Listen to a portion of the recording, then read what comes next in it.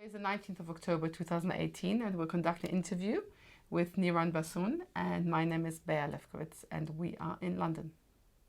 Can you please tell me your name? My name is Niran Bassoon.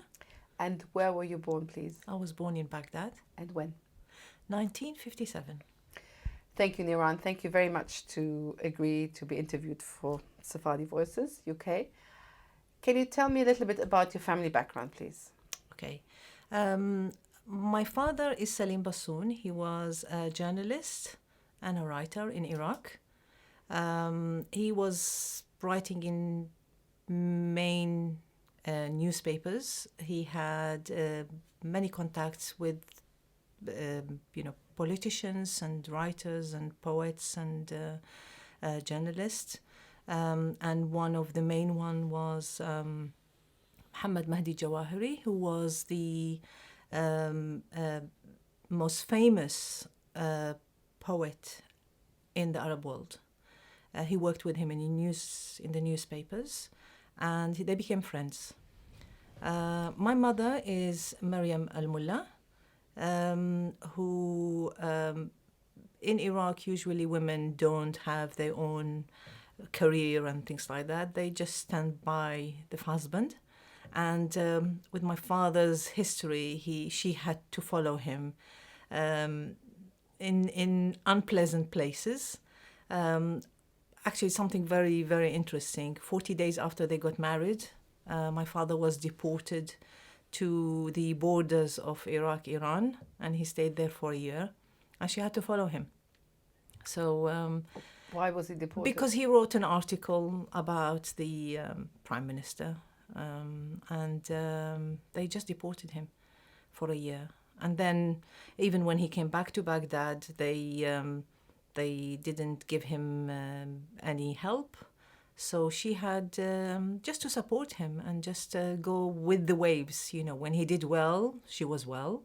When he didn't do well, she had to raise her children on the minimal, even selling her jewelry. So, but she managed after arriving to Israel and at a later stage in her life, she taught herself through her children and grandchildren to use the computer. She started writing short stories in Arabic.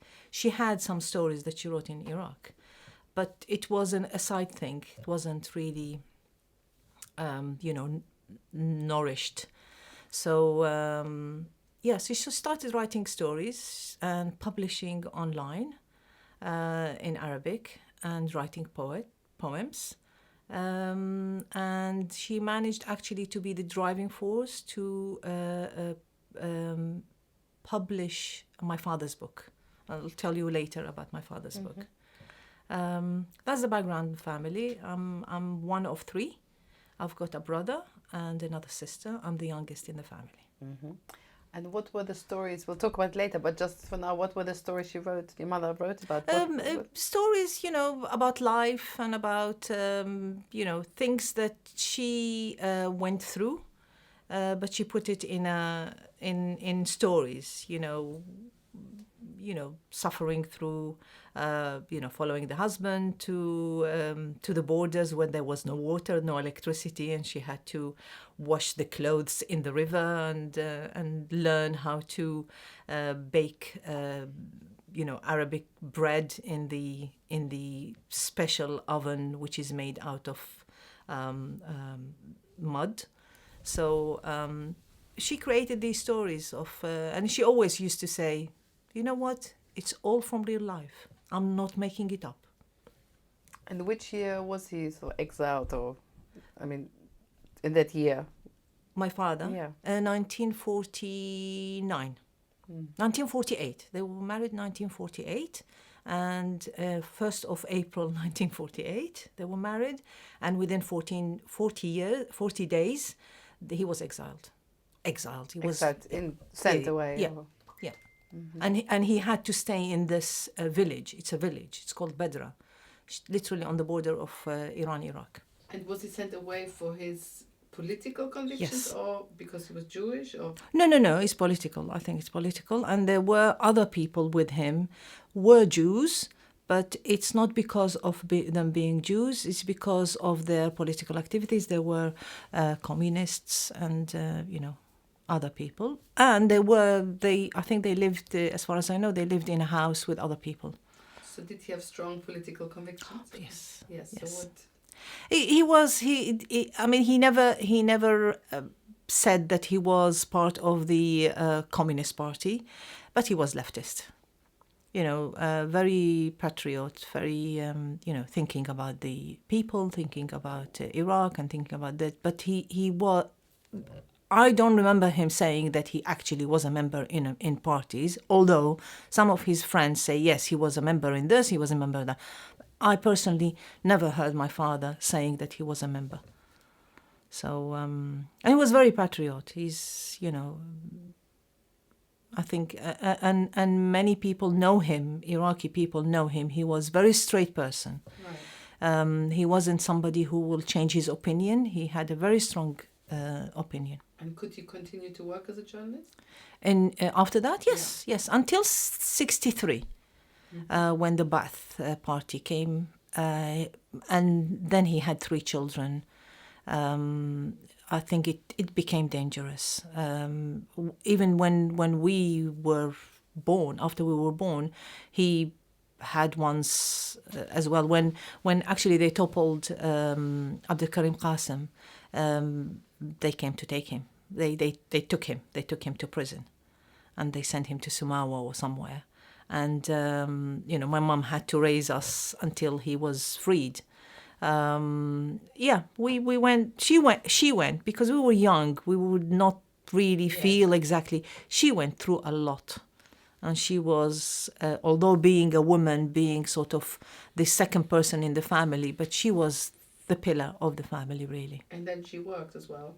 She worked. She worked in 1962 in the Jewish school. She was secretary in the Jewish school. She actually always used to say she started with me. When I went to school, she went to school to work. So, and that really didn't help me, having my mom in the school. I've been watched the whole time. I have to be on my best behavior. So. And so after 1963, did your father stop? My father stopped working in journalism, and he started working in a garage. With a Jewish family, Khalaschi, who had a partnership with other family, Muslim family, Suhail. And they had a garage to service tractors and agriculture, machinery and other cars, Zodiac and other cars. And he worked there as a manager, so from journalism to something like that. But, it's something that paid, and people respected him, especially the Khalaschi family. And, the late David knew him very well. Yeah. So that was their business?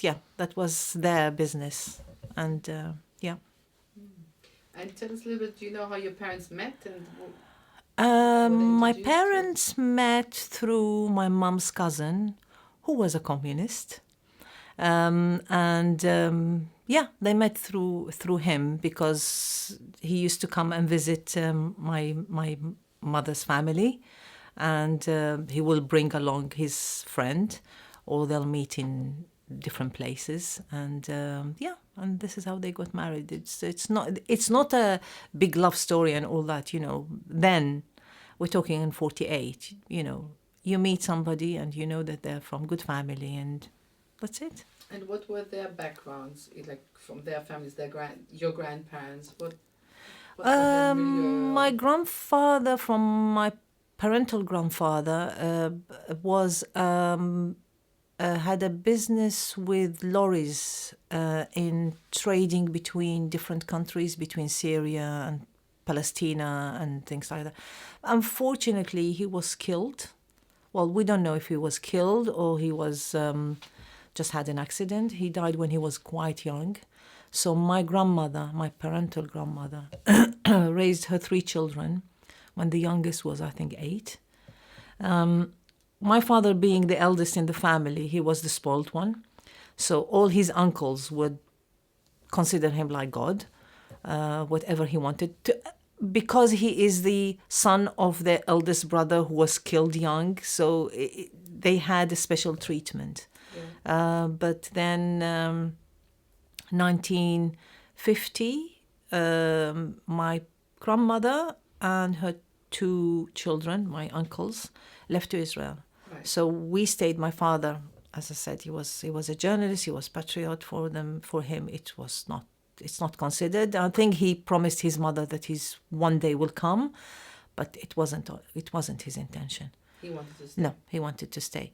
My mother's side, my maternal grandfather, again, he worked in trade, small merchant,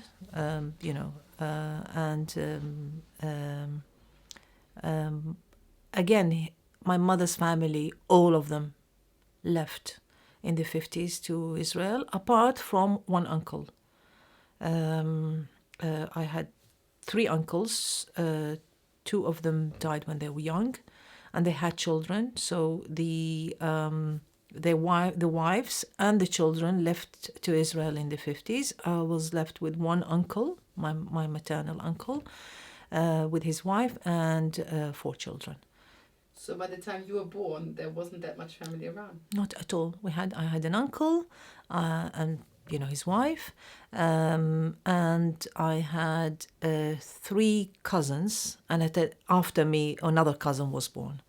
So that's it. That's the family. Not even distant family we had. So yeah. So what are your first memories of growing up in Baghdad? I don't know if this is going to sound really very strange to a lot of people. I had a beautiful childhood. Maybe because of our parents, they shielded us from all what's happening. Normal childhood. We went out. We went to trips. We were members in sort of a community club. We used to go swimming in this club in the summer from 10 o'clock in the morning till 10 o'clock in the evening. We had, it was like a family club, and we had friends, we had Christian friends, we had Muslim friends, and we used to go out on trips together, and everything was normal. We didn't... the first time I felt different was in 1967. I was 10. When you could feel that my parents are under a lot of stress, listening to the news in very low volume, and then at a later stage, I knew they were listening to Israel to hear what's happening after, when the war, broke out. We started being treated differently. For example, at that summer, when we wanted to go to the same club for swimming, they said, no, you're not allowed to come because you're Jews. Suddenly, you feel that you are different. But personally, I did not feel anything. Thank God, no one of my family was hanged or killed or disappeared or tortured or anything, but you can feel it in the air. I mean, I remember, I think I was probably 14, and we had a party at my cousin's, and really fun party. I remember how really lovely it was. And then towards the end, parents came to pick up their children, and you could see their faces are really sad, because they heard that few people were taken away from their houses, men. And usually if they are taken, they will not come back. So it was grim. It was something, as a child, you have something happy, and it ends with something very sad. You feel it in the air. As I said, I personally did not feel it. Through my family, we did not. But there were cases that people that, not that I know, but, parents of people that I know disappeared. Mm-hmm. And they were hanging and Oh yeah. Hanging. I remember it on TV, seeing it on TV. I didn't go to the street. I was young really to go. I was 12. So I won't go by myself. My parents won't not take me to the main square in Baghdad to see people hanged. But I just want to go back to the childhood. I remember, sometimes you remember things which are told to you and you think that you remember it. Yes. But in this incident, I remember it very well because there was no adult to tell me that I said that. And I remember the first day in nursery. Now, in our household, we used to use the sort of the normal dialect, Arabic, not the Jewish dialect, because my father had a lot of friends who are not Jewish through journalism and all this. So we were taught to speak what we call it, the Muslim dialect. Right. And I remember going to school and using this dialect. And it's a Jewish school, so everyone spoke the Jewish dialect. And everyone looks at me and he says, and I remember people say to me, are you Jewish or Muslim? And for me, it does not exist in my dictionary. We were not raised, we're Muslims. And I'm not saying that the other Jews were raised this way. But this being a Jew or a Muslim or this was not an issue in our household. We were Iraqis, full stop. So I remember very well saying, I'm Iraqi. And I could not understand the difference between Jews and Muslims. This is how we were raised. This is how my father and my mother were full Iraqis. The religion was a secondary thing. It wasn't a main thing. Although we celebrated festivals and, we were in the school and, everything. But it wasn't an issue. It was a secondary school, a secondary issue. So. So what did you do? Could you switch to the Jewish? To be honest with you, now I can say it. I tried to learn the Jewish, and I spoke with my friends in Jewish. But when I came home, I switched to the Muslim, because my parents did not want us They didn't want us to get used too much to the Jewish and not being able to switch to the Muslim. So it was all Muslim in the house. How different is it? Slightly different. Give us an example. Well, if for example, say, I said to her that I'm going home. You'll say in the Jewish, قلت لها راح أرجع للبيت. In Muslim, you'll say قلت له إنه راح أرجع للبيت. There's a different pronunciation of the letters. There is the ga in the Muslim dialect. In Jewish, we'll say qa. Right. And other vocabulary is slightly different. I don't know even how to, did you have breakfast this morning? I said, غيقت اليوم. This is the Jewish. تريقت اليوم. It's slightly different, and you can see the difference. Now, the Jewish Iraqi dialect is very similar to the Moslawi dialect the Muslims use, because they pronounce the letters as they are. There is no letter called ga in Arabic. This is Persian and Bedouin. It's not written. There is no letter. There's qa. So the Jewish and the Muslims, they pronounce the pure letter, while the Muslims, they have this pa, which is from Persian, from Iran. Right. There's no pa. There's ba in Arabic. Yeah. For example, there's as you say, passport. Somebody Iraqi will say a passport. Yes. So it's different. So you managed to switch back and forth. Yeah, and this is what I do now. This is what I do, and some people ask me, how can you speak the Muslim or the local dialect? Because I grew up on this, and it just takes time just to learn the new vocabulary and to Now I think in all languages. I think and dream in all languages. Seriously. So your parents made a conscious decision. Yes. Yes. And don't forget, at a later stage, because of the situation, it was better to speak in the local dialect, not to be standing out. I remember once my father, we used to go to trips just outside Baghdad, to Babylon and to Hilla, where the kifil is. Just short trips. And me and, us and my uncle's family.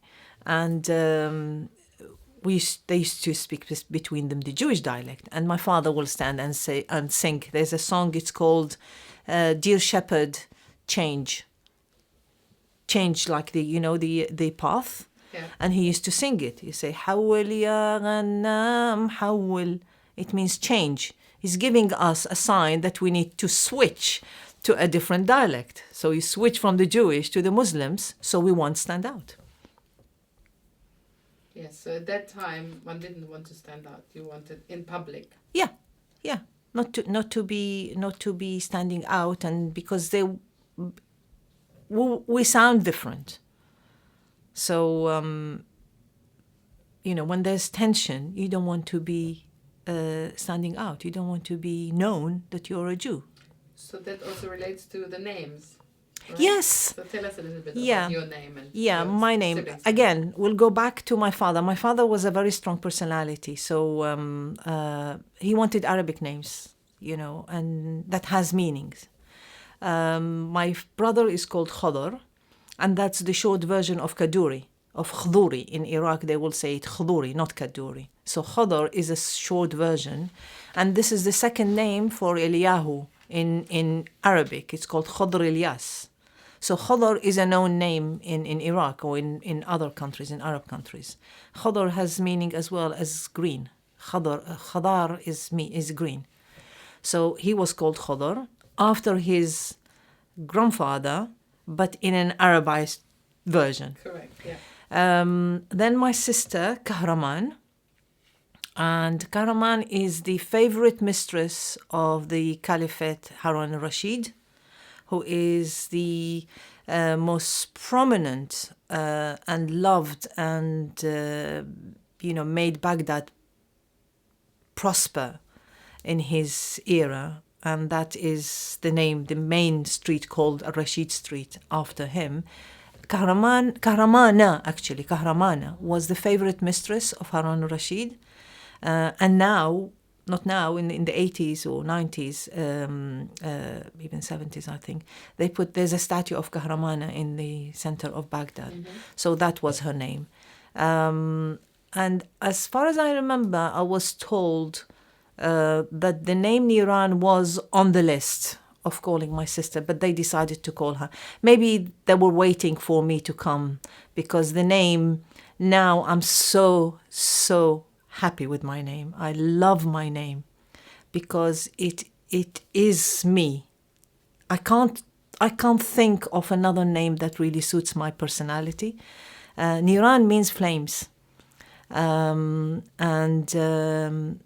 that's my personality. I just can't sit still. I'm always active. I'm always this. So maybe they knew this is what I'm going to be. So, yeah. And you're the only one who didn't change. You stuck with your name. I stuck with my name. My brother did not change his name, but he added David because it's difficult. He lived in the UK, so writing his name was Kehder. I think the main thing was when he was working in one of the chemical. He's got a PhD. Sorry, I forgot to say that. He's got PhD in chemical engineering, and he worked here in one of the big companies. One of them is ICI, and he used to meet many people from all over the world. And I think there was an issue with the Chinese delegation who arrived to the UK. Could not pronounce. They can't say kha, they can't say da, and they can't say ra. So it ended up his name is Uwa. So he decided, after he got divorced, he said, no, now I need to change. I'm going to add. So a friend of ours said to him, he said, well, what do you think which name should I use? And she said, do you have a personality that you admire? He said, yeah, King David. She said, okay, call yourself David. So he added David. My sister changed her name to Karmit, a Hebrew name. And I just stuck with my name. I had I wasn't sure to which name to change. I didn't want to change to a completely different name. I couldn't find a translation to my name because a lot of people use the translation. For example, Amal, they changed to Tikva, and things like that. They find the translation of it. I couldn't find. You can't call yourself Fires, or you can't call yourself Flames, and it sounds very Red Indian name. So I stayed with it, and people got used to it. And especially when I explain what's the meaning, so there is a connection to it, and people, adjust to it. Tell us a little bit about where you lived in Baghdad and the neighborhood. Okay, I lived in a neighborhood called Alwiya.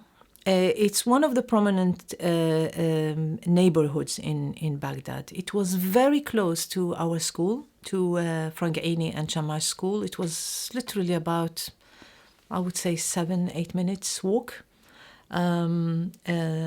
It was, we had neighbors mainly. There were no Jews in our street. I think just the top of the road there were some Jewish families. Majority of Jews in my, the period that I lived in Baghdad, there were more in Arasat al-Hindiya and Masbah. There were few of them in Alwiya. Very nice, very, I wouldn't say cosmopolitan, but there were other families than Iraqis. There were French. Behind our house, there were the Sri Lankan consulate. So our next door neighbor were the consulate of the Sri Lankan, this of Sri Lanka, and we used to go and visit them, and used to come and visit us. We had 2 Palestinian families living in our street.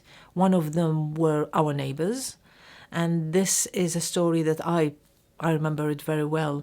There were 2 families, one next to us and one opposite. And the family next to us, they were a young family with 1 child, and the wife was pregnant. So the lady opposite knocked on the door one day, and my mom opened the door, and she said to her, your next door neighbor is pregnant, and she is craving for the grapes in your tree. We had grapes. We had fine tree. And my mom said, of course. She said, can she take one, bunch of grapes because she's craving it? My mom opened the door, opened the gate, and she said, she can take whatever she wants. She doesn't need even to think that she needs to she's craving. She just come along and take. It was just open, I don't know if they knew that we're Jews, but yeah, this is what I remember. That's the reason I say I don't remember bad things. I had nice, when no one really attacked us in the street. No one, put any graffiti on our house. We were respected. We had a supermarket on top of our street, and a lot of the students from Frank Aini and Shamash used to go, and they knew that we're Jews. We had no problem whatsoever with them. And who lived in the house? So you, your parents? Yeah, all of us. Yeah. 5 members of the family. And yeah. And you said you celebrated some of the Jewish festivals. Well, we celebrate all Jewish festivals, all the Jewish festivals. So what stands out for you? Anything? Pesach, because Pesach is a very long service. Now, we did not know Hebrew. We were taught Hebrew in the school, but by the time I arrived, my brother would know more Hebrew than or Rashi. He can read Rashi. Yeah. I couldn't read because I think year 2 or year 3 we were forbidden to learn Hebrew anymore. So all the Hebrew books were taken out of the school, and I think they were burnt. By the government? By the government. Yeah. Well, it was not by the government. It was an order that came to the school that you cannot teach Hebrew anymore. So the school had to get rid of it. So we didn't learn Hebrew. So sitting for the evening for Pesach, doing it 2 nights, reading the whole Haggadah, not skipping that like what I do now, not skipping here and not skipping there, reading the full version with Arabic parts in it, because you sing or you read parts which are written in Arabic with phonetically in Hebrew. Yeah. To go through all this and not even whispering. It was torture, but we respected it. I mean, we were 4 of my cousins, and we are 3 children, and our parents. So 7 kids sitting like statues, following the instructions of my uncle's wife, who read fluent Hebrew, and my father, who read fluent Hebrew. My uncle and my mom didn't. So they were doing the reading the Haggadah, and we would sit like statues and not even wink. And follow, cover this, take this, uncover and take that. And we followed it. Now try to do it. Here we do it now. When we are eating the egg, when are we doing this? We just followed it. I'll never forget. And the other thing is, what I remember is the blessing that we used to bless each other for every festival. There was no Chag Sameach. So what was it? We say, Tisku leshanim rabot. May God grant you many years. And then the answer will be, Tiske v'tehyeh. May you be granted and you be living as long as... So that was, seeing people, I said, Tiske leshanim rabot. Until now, we use it sometimes. Mm-hmm. What other customs were there which you remember or which you think were special for you as a child? Nothing special. The end of Pesach, we have a tradition, try to keep it here, is we take green leaves and we hit each other with that and wishing a green year, Santa Khadra. We do that at the end of Pesach because it's a beginning of a year. That's a nice tradition, and then you just take your revenge on your cousins and you hit them very hard. You take anything from a hedge or something. It's usually the one which has smell, that you use for Havdalah. Yeah. And you hit people and you say Santa Khadra and all that. So the harder you hit, the better. Yes. All small things. I remember, for example, my uncle's wife. Now, in Iraq, you'll call your uncle's wife, you call her auntie. Okay? So my auntie used to smoke. And she used to keep Shabbat. Now, we didn't have a Jewish calendar. You don't know when the Shabbat goes out and comes in. So for her, after 25 hours not smoking, she's craving for a cigarette. So I remember she used to ask us, the children, to run into the garden and say, whoever is going to tell me that there are 3 stars showing in the sky, I will give them a present. We never got a present. But, it was nice running around and say, auntie, we saw the 3 beautiful. It's religion through practice and not through... Mm. And did you live near the river? Was it near the river? No, not at all. No. Fun. But it was something that we used to go in the evening to go for a restaurant and eat mazgoof, the specially cooked fish in an Iraqi way. Mm. What other food? What food did you eat? The general food, kubba. We used to have, I don't know, this may sound horrible. It's stuffed intestine of the chicken, and that was a feast because it was a lot of work in it. You need to clean it and you need to turn it inside out and soak it with whatever, lemon to get this, and then stuff it with rice and meat and kubba, tibit, kebabs. And your mother would cook? Or? Yes, my mother. Although my father would attempt, when he had, because he didn't work on Friday, and my mom being in the school, she worked on Friday. So he would probably do things for us, salads and things like that. He wasn't a shy person. He would go in the kitchen and do things and invent things. But obviously not when there are guests. But for us as a family, yeah.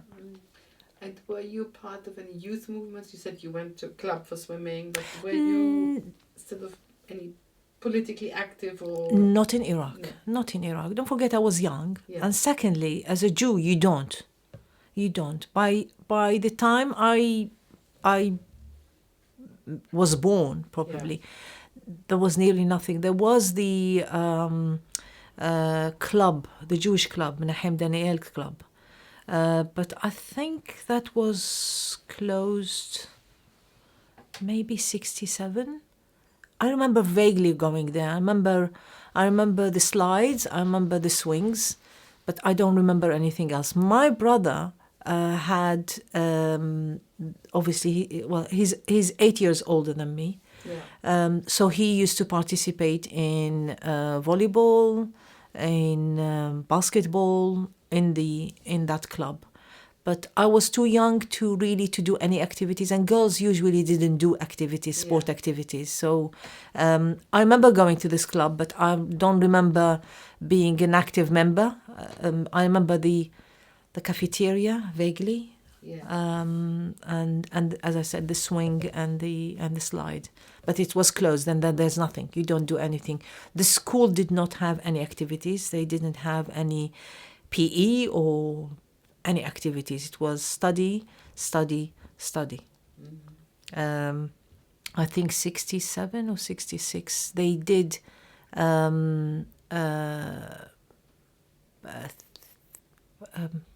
what do you call it? An event in the school, sort of not a concert. Yeah, they sort of a concert, singing and all this. But again, I was too young to be, active in this. But you said that from 1967 things changed. So how did that manifest itself in your life? In my life, I learned that I need to shy. I need to hide. But don't forget, our circle was house, school. Yeah. School, house, my uncle's house, our house. We were not mixing with others because, first of all, as Jews, we were not allowed to go to different places. And because I was young. My brother went to university in 1966, and he went through his university, mixing with other people. We used to have his friends, Muslim friends, coming to our house with no problem. I'm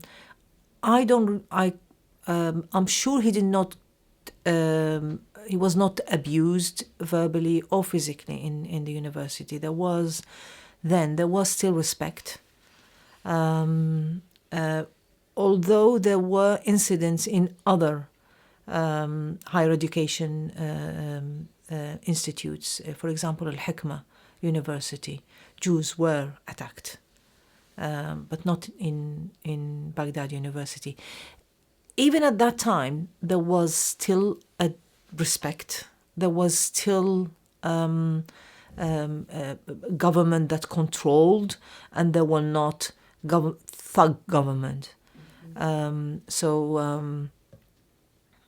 There was no, and there were few Jews in the university, and none of them were attacked. Maybe somebody will say a word here and there, but it wasn't really a harsh treatment.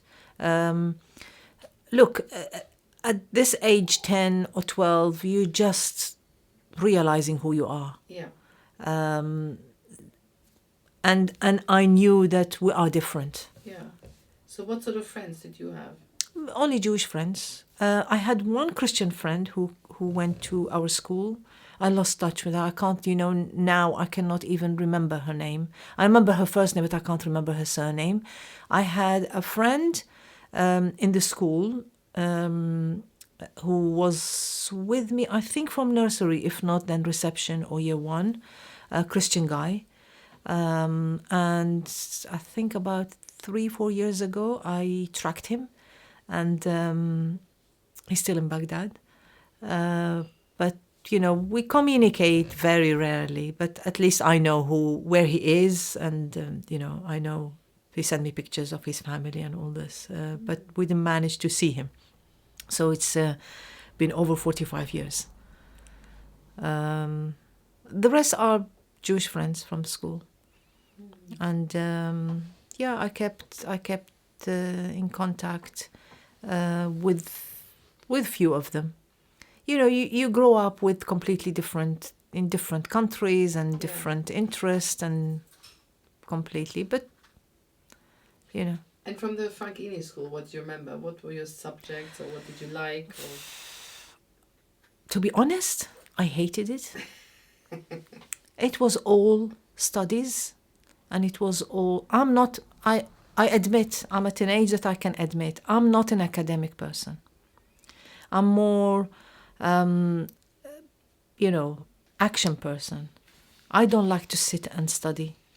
I like to do things. So in our school, with time, slowly, these activities shrunk. So we did not have an art lesson. We did not have PE, any sport. We did not have any, theatrical or anything which is artistic. So I really suffered. I just managed to move to the next year with really hating every day of it. That's me. Not everyone is like me. Yeah. And what made it worse is having my mom in the school. Now, in comparison, I'm a mother now, and I had my children in the school, and I know that a mother in the school can be a very big bonus for the children. They get treated differently. Not in Iraq, not with my mom. I wasn't treated badly, but I was monitored because for her, I remember I'm a rebellion in my personality, but I couldn't do this at school because my mom will say, قد بهدليني, you make me, you're embarrassing me if you do something like that. So it was 24 hours monitoring. Can you imagine? Parents who are strict, and my mom was strict, and I'm so glad she was strict, and I'm the same. I became the same. I'm very strict with my children. They're grown up now, but you feel that you have your strict mother with you 24 hours. It's horrible.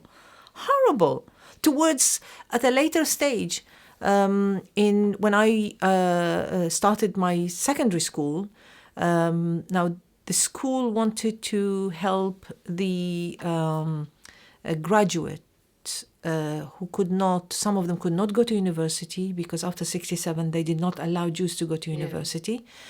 And graduates who finished university and cannot work, so they let them teach in the school. Right. With my luck, I had my brother teaching me. So, and few of his friends teaching me as well. So it was just like a 24 hours full surveillance. It's just, you cannot breathe, and you have to be the role model for everyone, for the sake of my mom, for the sake of my brother, and not be myself. Yeah. So I hated it. And did that change when you changed to secondary school, or was it similar to the Shamash? No, it's the same because it was in the same building. So same my mom building, was in Frankini, but she was a secretary, so she worked with everyone. Okay. She works in both schools, and we're in the same building. So I cannot go, for example, walk especially in secondary school you cannot walk in the school if you don't see your mother, or you see your brother, or you see the friend of your brother whose parents are friend of your parents, and you go for them to visit their house in the evening, and you go out with the whole. But in a way, doesn't it reflect the Jewish experience at the time, which was very restricted in a way? Restricted, and actually it was a support for each other. Yes. And you feel protected in this way. Yes. Because, you know that the school is looking after the graduates. Yeah. The graduates feeling that they're giving back to the school where they finished, where they studied. Yeah. So it's sort of, you become a close congregation.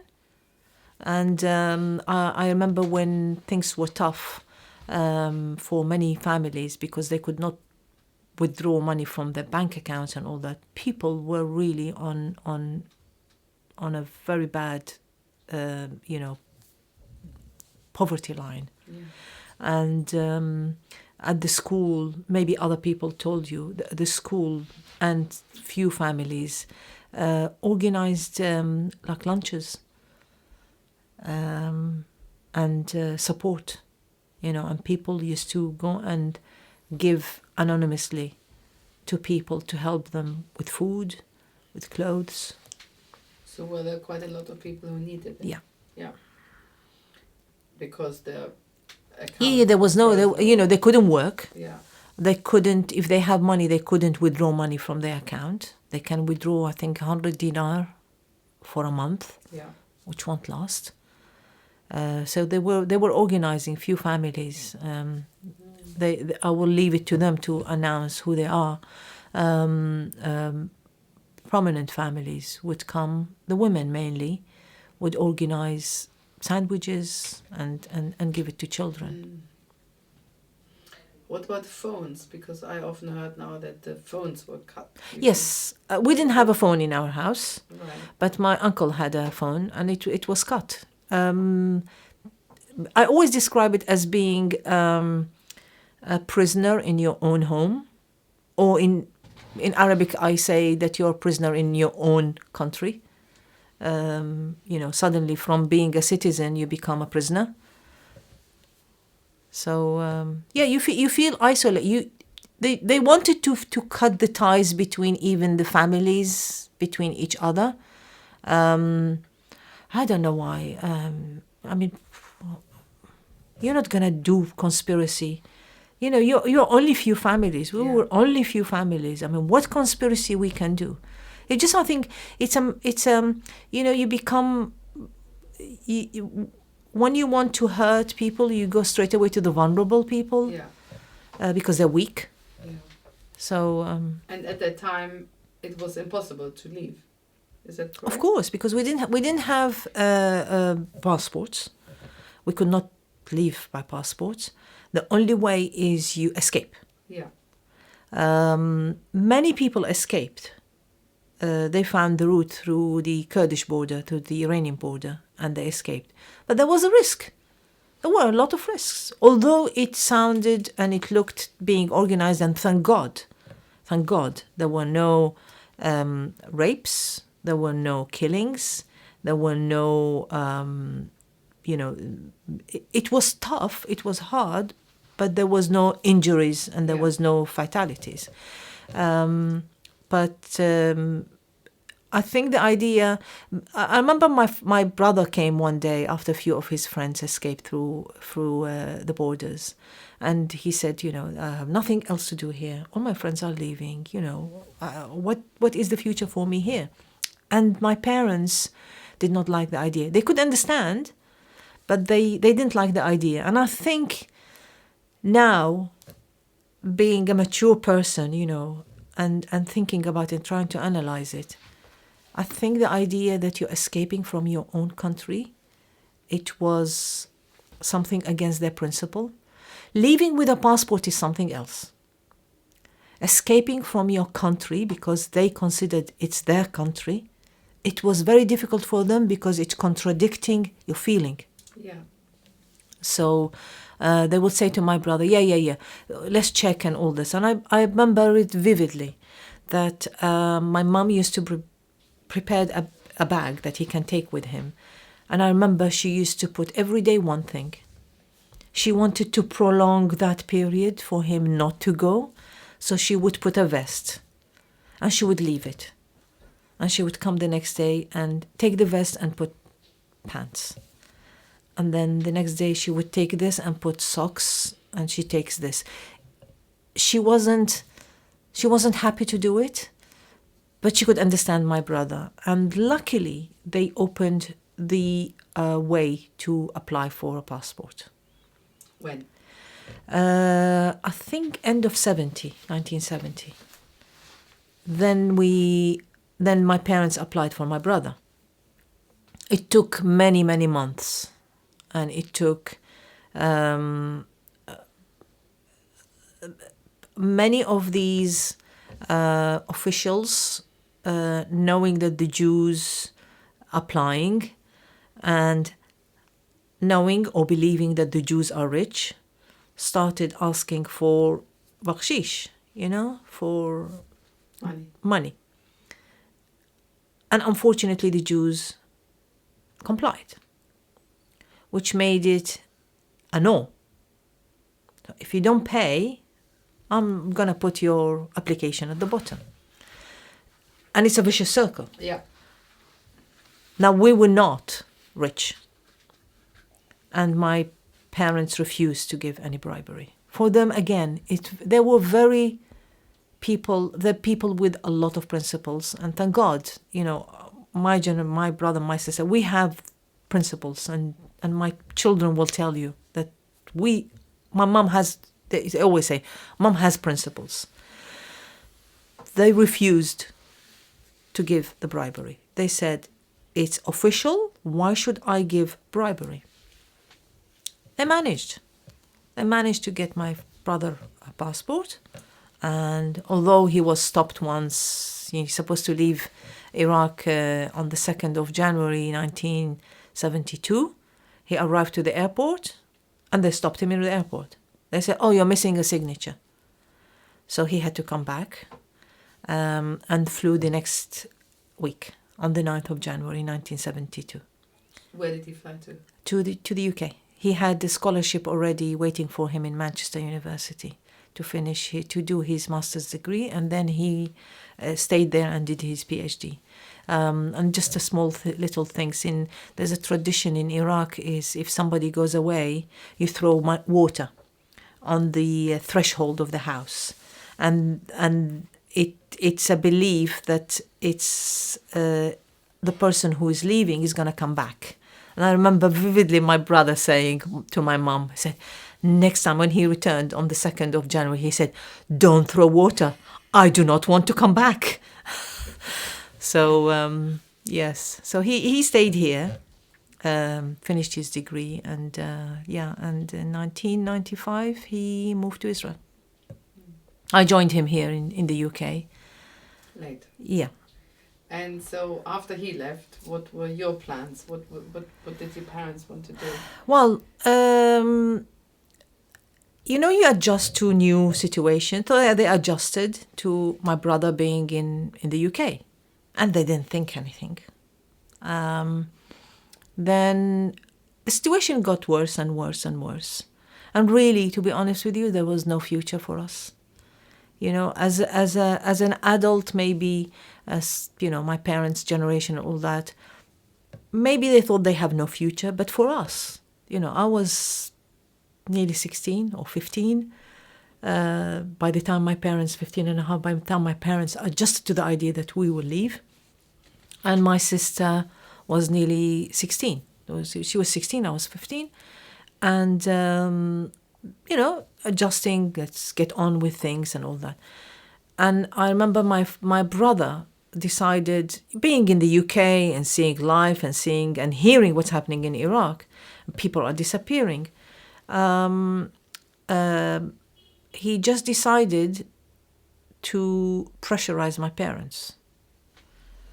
So he said to them, let my sisters go. And, and everything through letters. Don't forget, we did not have telephones, we did not have a mobile, we don't have emails, we don't have anything. It's just a letter. Now, the letters would arrive to Iraq and will be checked. So you have to use a certain language. Okay? If you're not gonna, whatever. I remember him using about when the... one of his letters, he said about the people who were hanged, and he said, the vinyls that you sent me, the 9 vinyls that you sent me, were all scratched, or something like this. Meaning, although he was at the time of the hanging, but he wanted, or maybe people were taken from homes, he used vinyl being scratched. I know the vinyl's being scratched or something like that to tell my parents that I know that these people were taken. So you have to be very, very careful how to use. So I don't know which language he used. I don't know if he still keeps these letters. Well, my mum, I don't think she kept these letters. But he said to them, if you're not going to let my sisters, you want to stay, stay.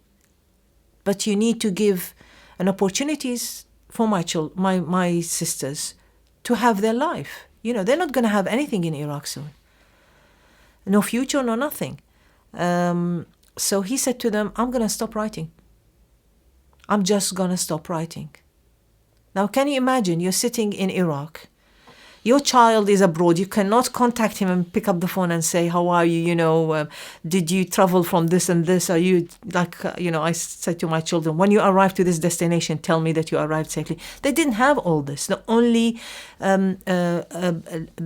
sort of line they had is a letter that arrives once a month. He said, I'm going to stop writing to you until you tell me that my sisters are leaving.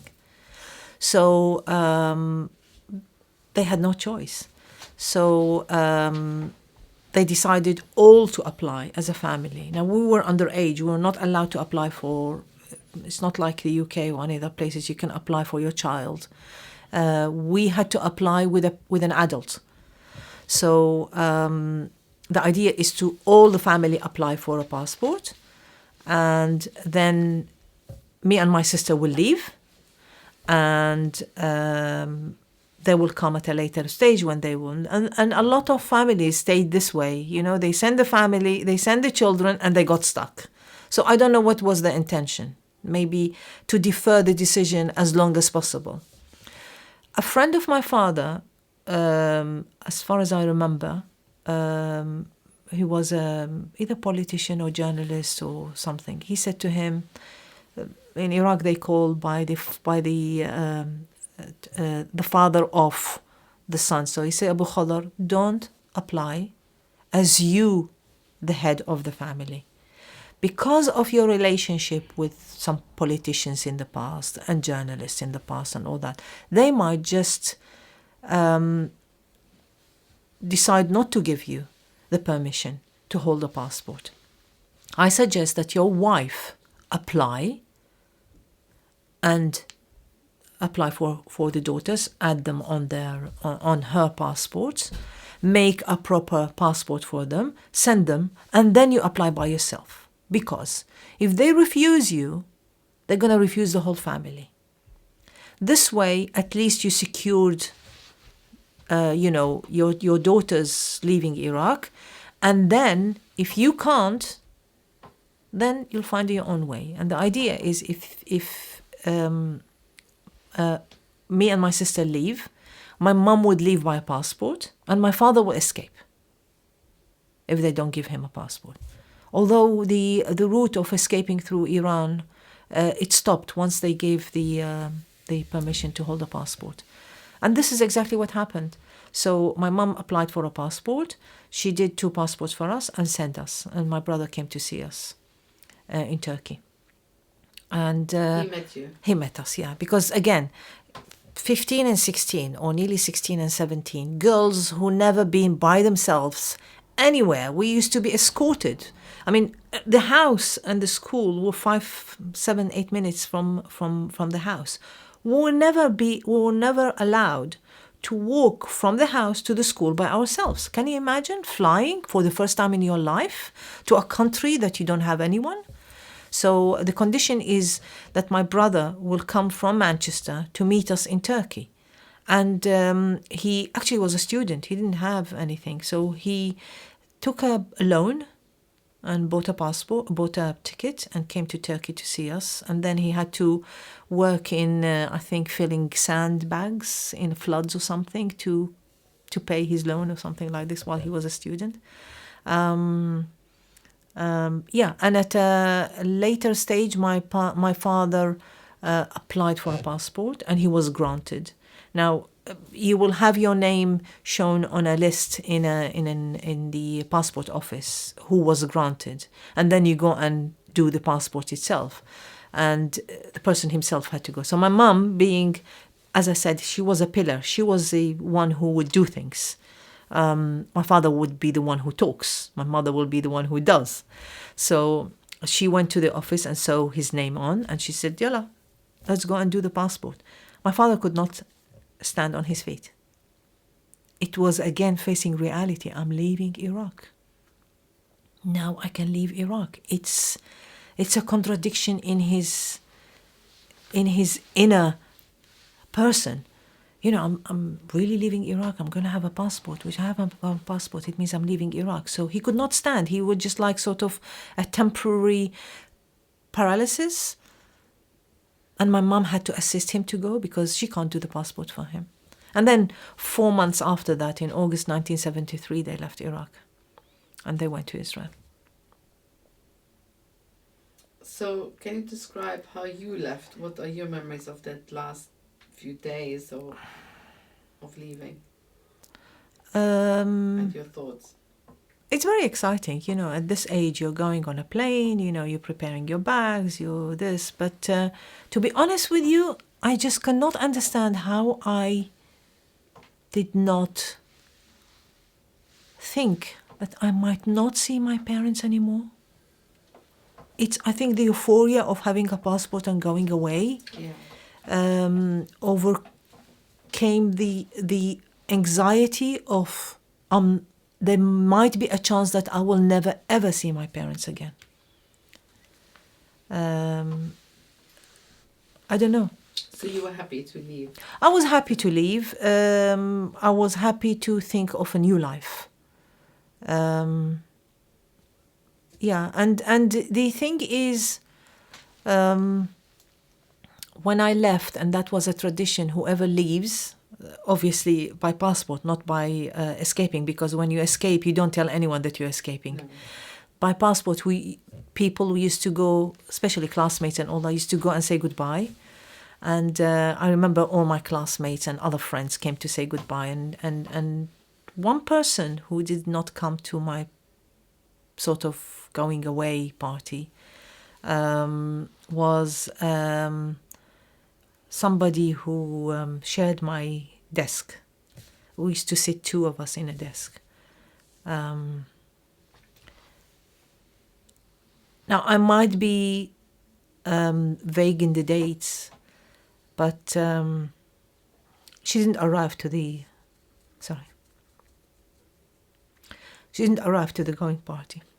going away party. When we were in Turkey, we heard that the Qashqoush family were killed. She was Joyce Qashqoush in my class. They were all killed. 5 people. They were intending to leave Iraq a few days after. They were preparing their suitcases. And one of the daughters went to check her results in the university, and while she was out,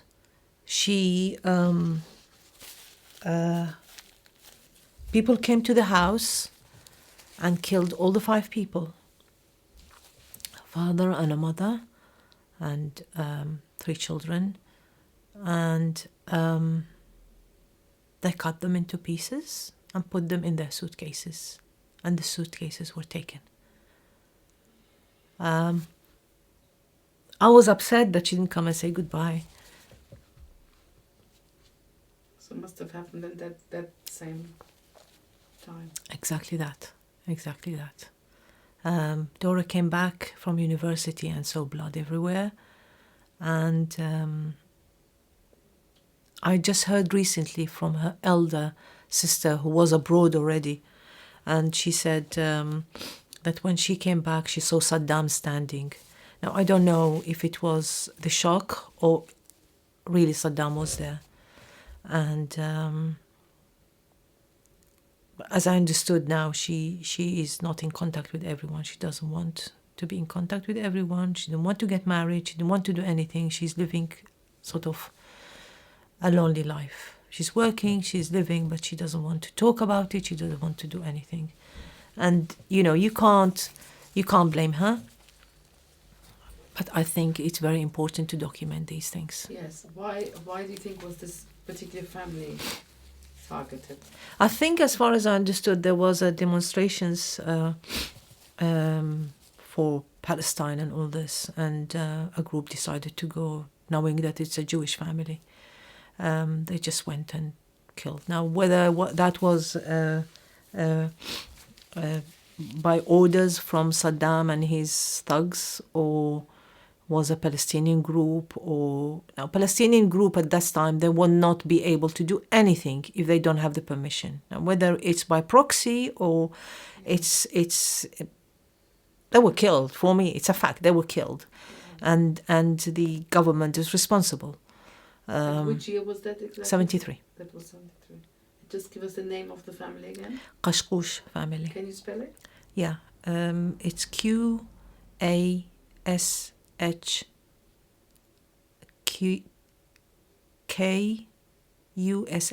Qashqush. Thank you. Sorry, I usually need to write it down. Yeah. So. And the surviving. Israel, no, I think she's in America, and she's got another friend, another sister, I think in Canada or America. Yeah.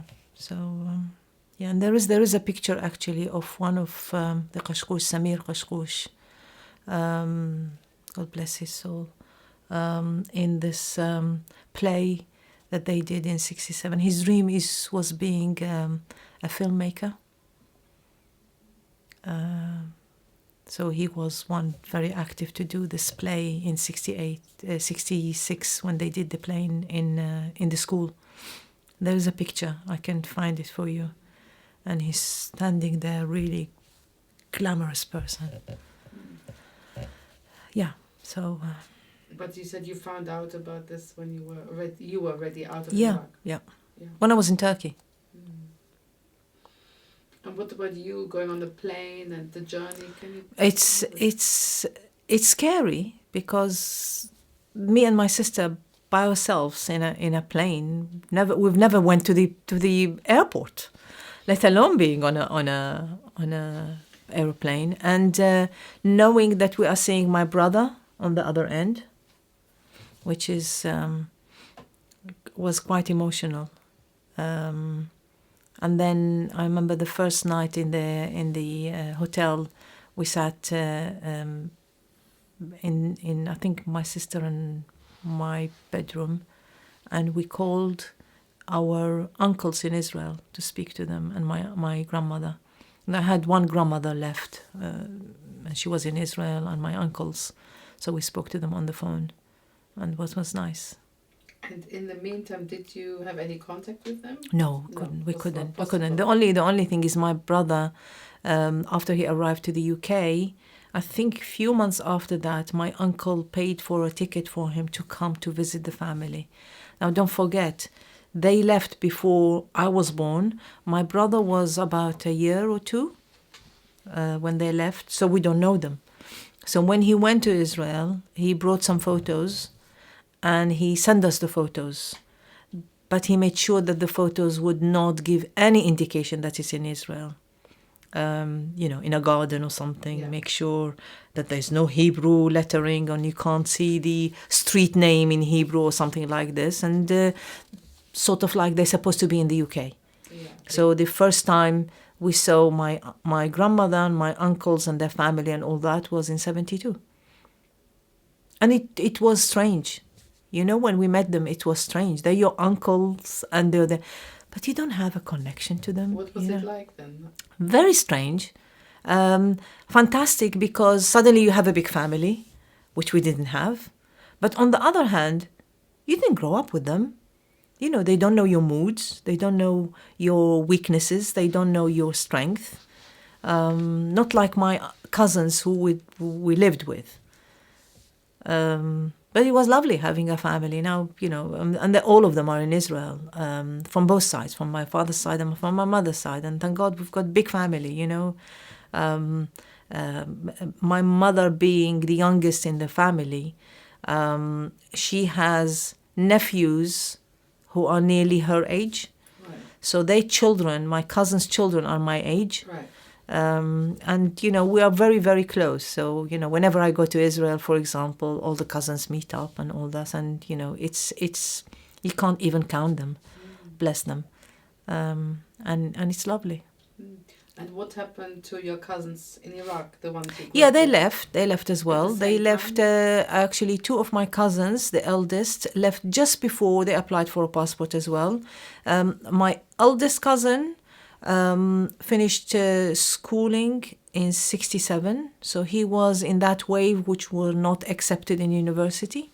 So he left in 71, I think November or December 71, just before my brother, and they went to Holland, and they the eldest, I think, finished master's degree in computer science or computer engineering, and the one after finished as well university, and the third one, who was 6 months older than me, we were classmates. So you can see I was just monitored everywhere. I couldn't, you know, I had people to watch me the whole time at school. He was in Holland. He finished medicine college. He's a doctor. He lives now in Israel. And the youngest, who is 4 years younger than me, or 5 years younger than me, he's in Holland. Mm-hmm. So, you know, although we were very, very close, we were very, very close. You know, I speak to them, you know, regularly. Mm. Yeah. So then what happened to you after you... Yeah, I came to join my brother, and got married, you know, the normal stuff, boring normal stuff. I think I needed to be too mature. And it took quite a while. 2004, I discovered myself. 2004, I discovered myself. My children were slightly older. And I was asked to help to do a conference for a friend of mine who is from Libya, Jews of Libya. So I helped him to do an event. And from that on, I became very active in doing events. And it's not, I wouldn't call it a human rights activist, you know, although in Arabic they use this term. I'm an activist. I just want to show the truth. While I have the Arabic language, I'm very fluent in writing and reading and the dialects. I know Hebrew and I know English. So with these three languages, I can reach the Iraqis. That's my main point. I don't work in the subject of Jews of Arab land. I'm part of it. Yeah. But I concentrate on Iraq. This is what I know. This is where I'm from. And I would like to focus on this. I don't know enough about the Jews of Libya. I know some. Yeah. I don't know about the Jews of Egypt. I know roughly things. So I cannot really contribute fully if I don't know the subject very well. With Iraqi Jews and Iraq, I know the culture, I know the music, I know the history as much as I can. and I can reach people. So I concentrate on this. And being so active in these things, 2010, I was helping different organizations to do events and things like that. And in 2010, I've decided with a friend of mine, the Akashi, who is Iraqi Muslim, very good friend, we decided to form a forum, cultural forum. And we called it after Meir Basri, who was a prominent Jewish writer, poet, historian, politician. He did it all. So we decided to call the forum after his name and do events. And this is what we've done. We've done events, book launches, talks about various subjects. If it's proverbs in Arabic, or it's Jewish jokes, or it's all in Arabic. The events are all in Arabic. 2006, we were asked by Meir Basri daughters not to use his name. They had their reasons. I don't know what their reasons. So for me, I felt it's very hard. I work. So these activities are really on my spare time. I love it. But, for me, I thought maybe this is a sign that we need to stop. Maybe it's a sign from God or from somewhere that enough. You've done enough. You don't need to do anything. And I approached Dia and I said, look, maybe this is a sign we need to stop. He said, what are you talking about? Wherever I go, people are asking, where are your events? Where are your events? We're waiting for you. We're waiting for you. He said, definitely not. We're just going to switch the name. And we had actually a series of meetings with different people, and we called it meetings of Awlad al-Taraf. Awlad al-Taraf is the neighborhood kids. So he said to me, we'll just switch the name off. We won't use Meir Basri Forum, we'll call it Awlad al-Taraf Forum. And luckily, I had my children who were 23 and 15, just liked the idea and supported me. I think the first event they came to help me and they said to me, yes, Mom. My youngest said, Mom, you need to do a website. And the other one said, Mom, you need to do a Facebook page. And this is what I've done. I don't have a website. I have a Facebook page, and I look after it. And we do events. I do the fly. Literally everything. It's a sort of a two-man band. And we work together. We work together. Dia and I, we have no problem. We share things, and it's been fantastic. People love the name because it's pure Iraqi name. You straight away feel that you are Iraqi. I don't need to describe it even. We managed to do events with one of the organizations here, Institute Forum again. It's a forum called Humanitarian Dialogue Forum, which is founded by a cleric from Iraq, who believes in the dialogue between religions. We've been extremely thankful to David Dangour and the Exarach Foundation to support us all along. When it was Meir Basri Forum and even now, and the support is there always. We hopefully gonna have an event in cooperation with the Wolf Institute in Cambridge University in February. We have been reported on our events in Iraqi TV, in Rashid TV and Al-Sharqiyya. It's lovely. It's very exciting. We have been watched through somebody who comes and records everything through our events in Iraq. With people commenting about our activities and all that. Now, the other thing, because of these activities, in November 2016, I was called by a young lady who was, maybe still is, the chair of the Iraqi Student Society in Imperial College.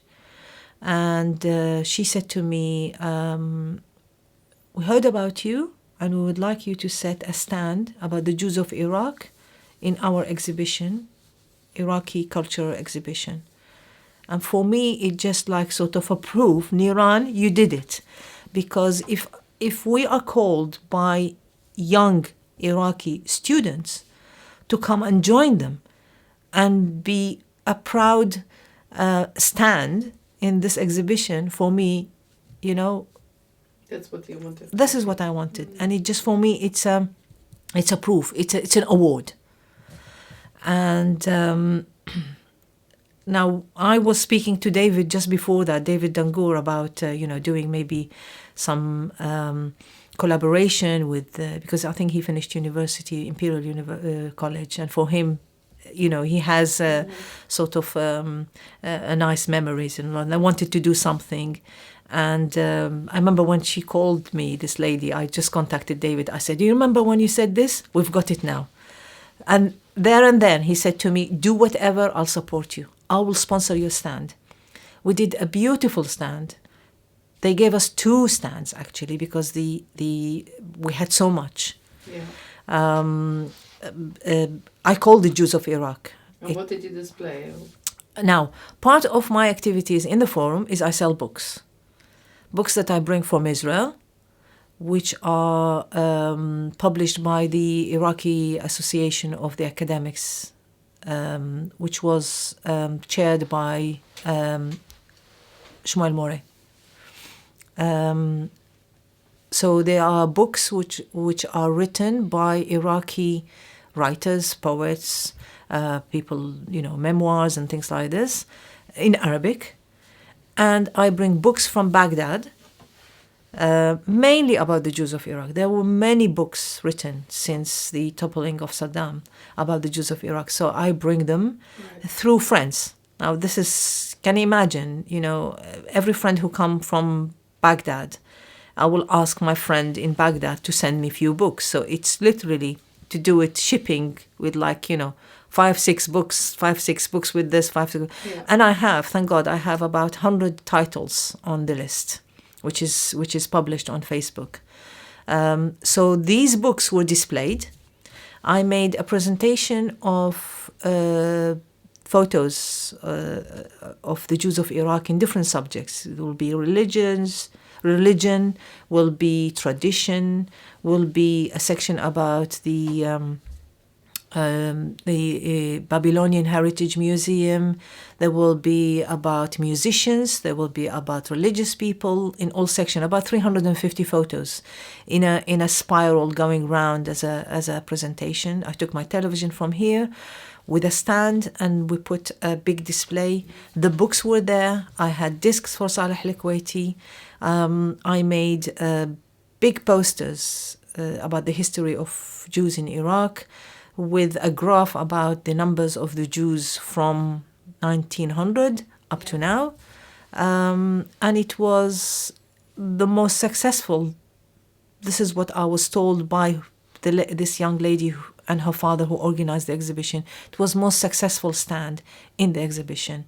We were the center of attention of the whole exhibition from even before we displayed our books. Yeah. And the beauty of it is many of these books were written, published by the Association of the Jews in Israel, printed in Jerusalem. People had no problem. They bought the books. We sold about 600 pounds books. And the most interesting thing is people were interested. People came to take photos with the stand showing Jews of Iraq. For me, it's a big achievement. But it reflects a sort of renewed interest now. Of course.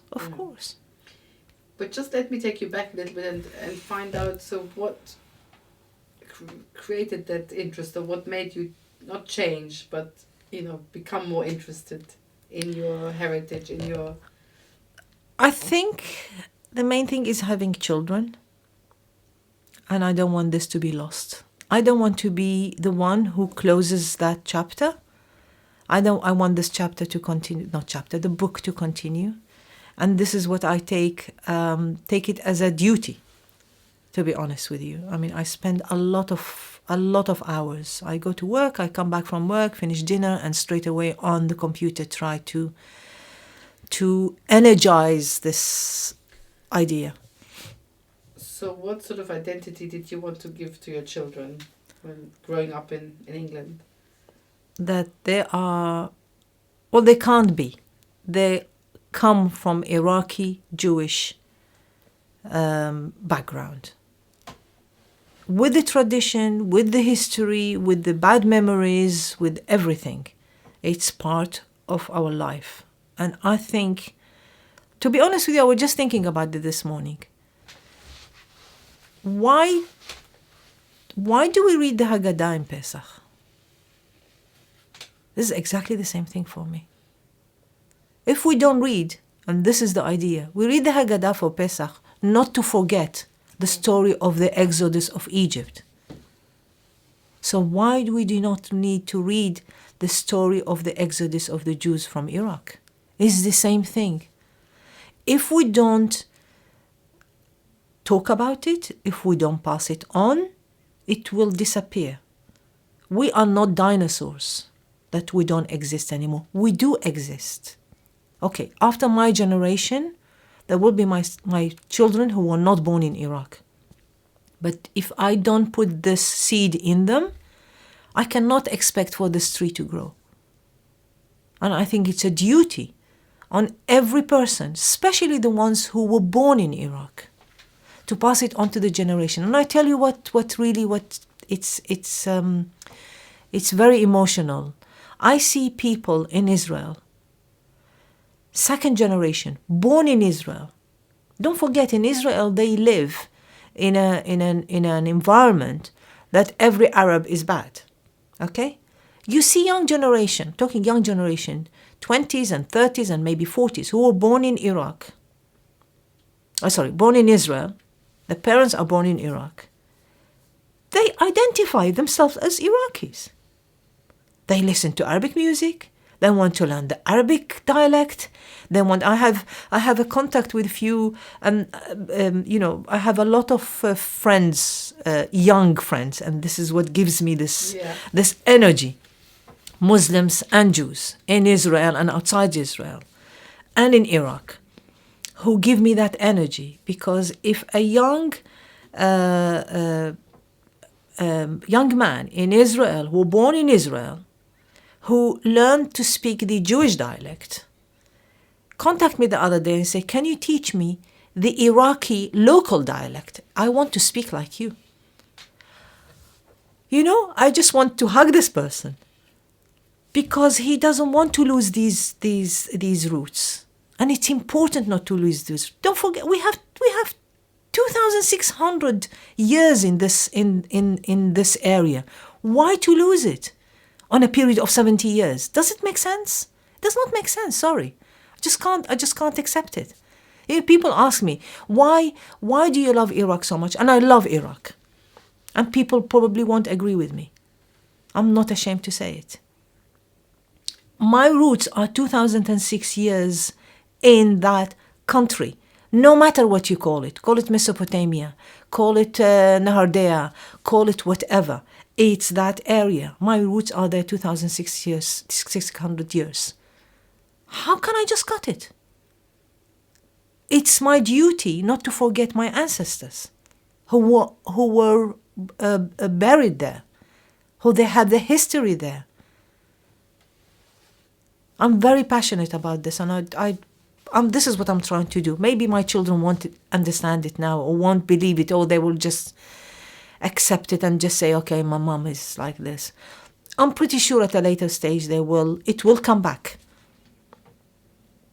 So I'm taking this chance. I'm just putting that seed in them.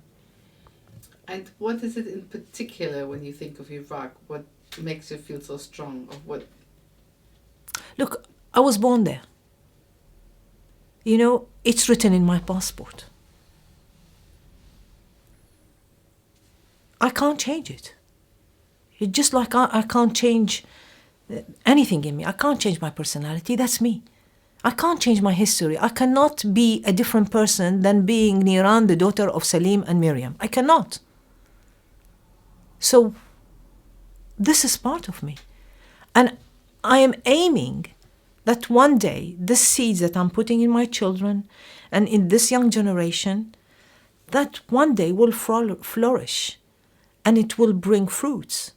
Maybe not now, maybe not in my lifetime. Actually, I'm pretty sure not in my lifetime. But if I don't put the seed, definitely I cannot expect that one day this tree will grow and bring fruits. This is what I feel it's a duty. Yeah, but what fruits do you want to see, let's say, from your children? What? First of all, not to lose the identity that they are from Iraqi origin.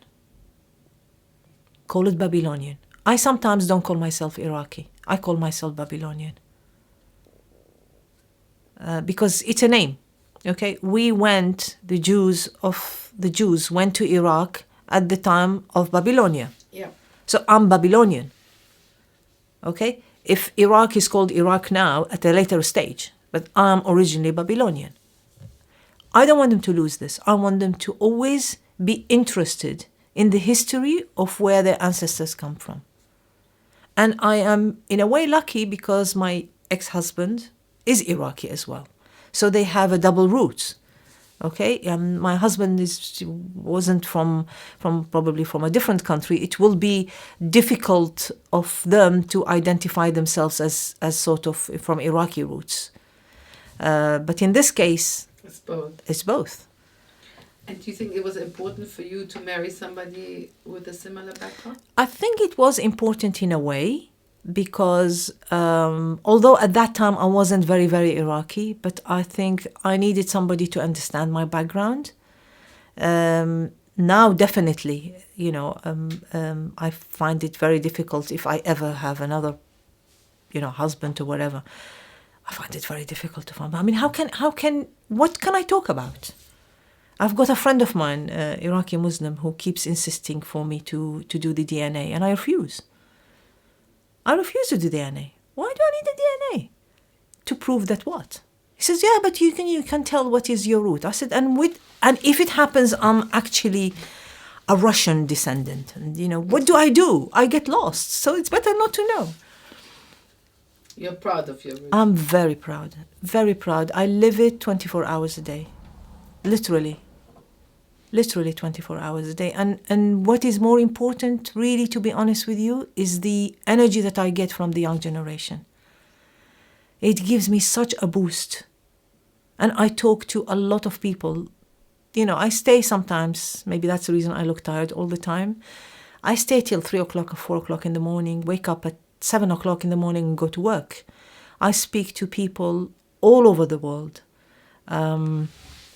Young, under 30, interested about the history of the Jews of Iraq, interested as well about Judaism.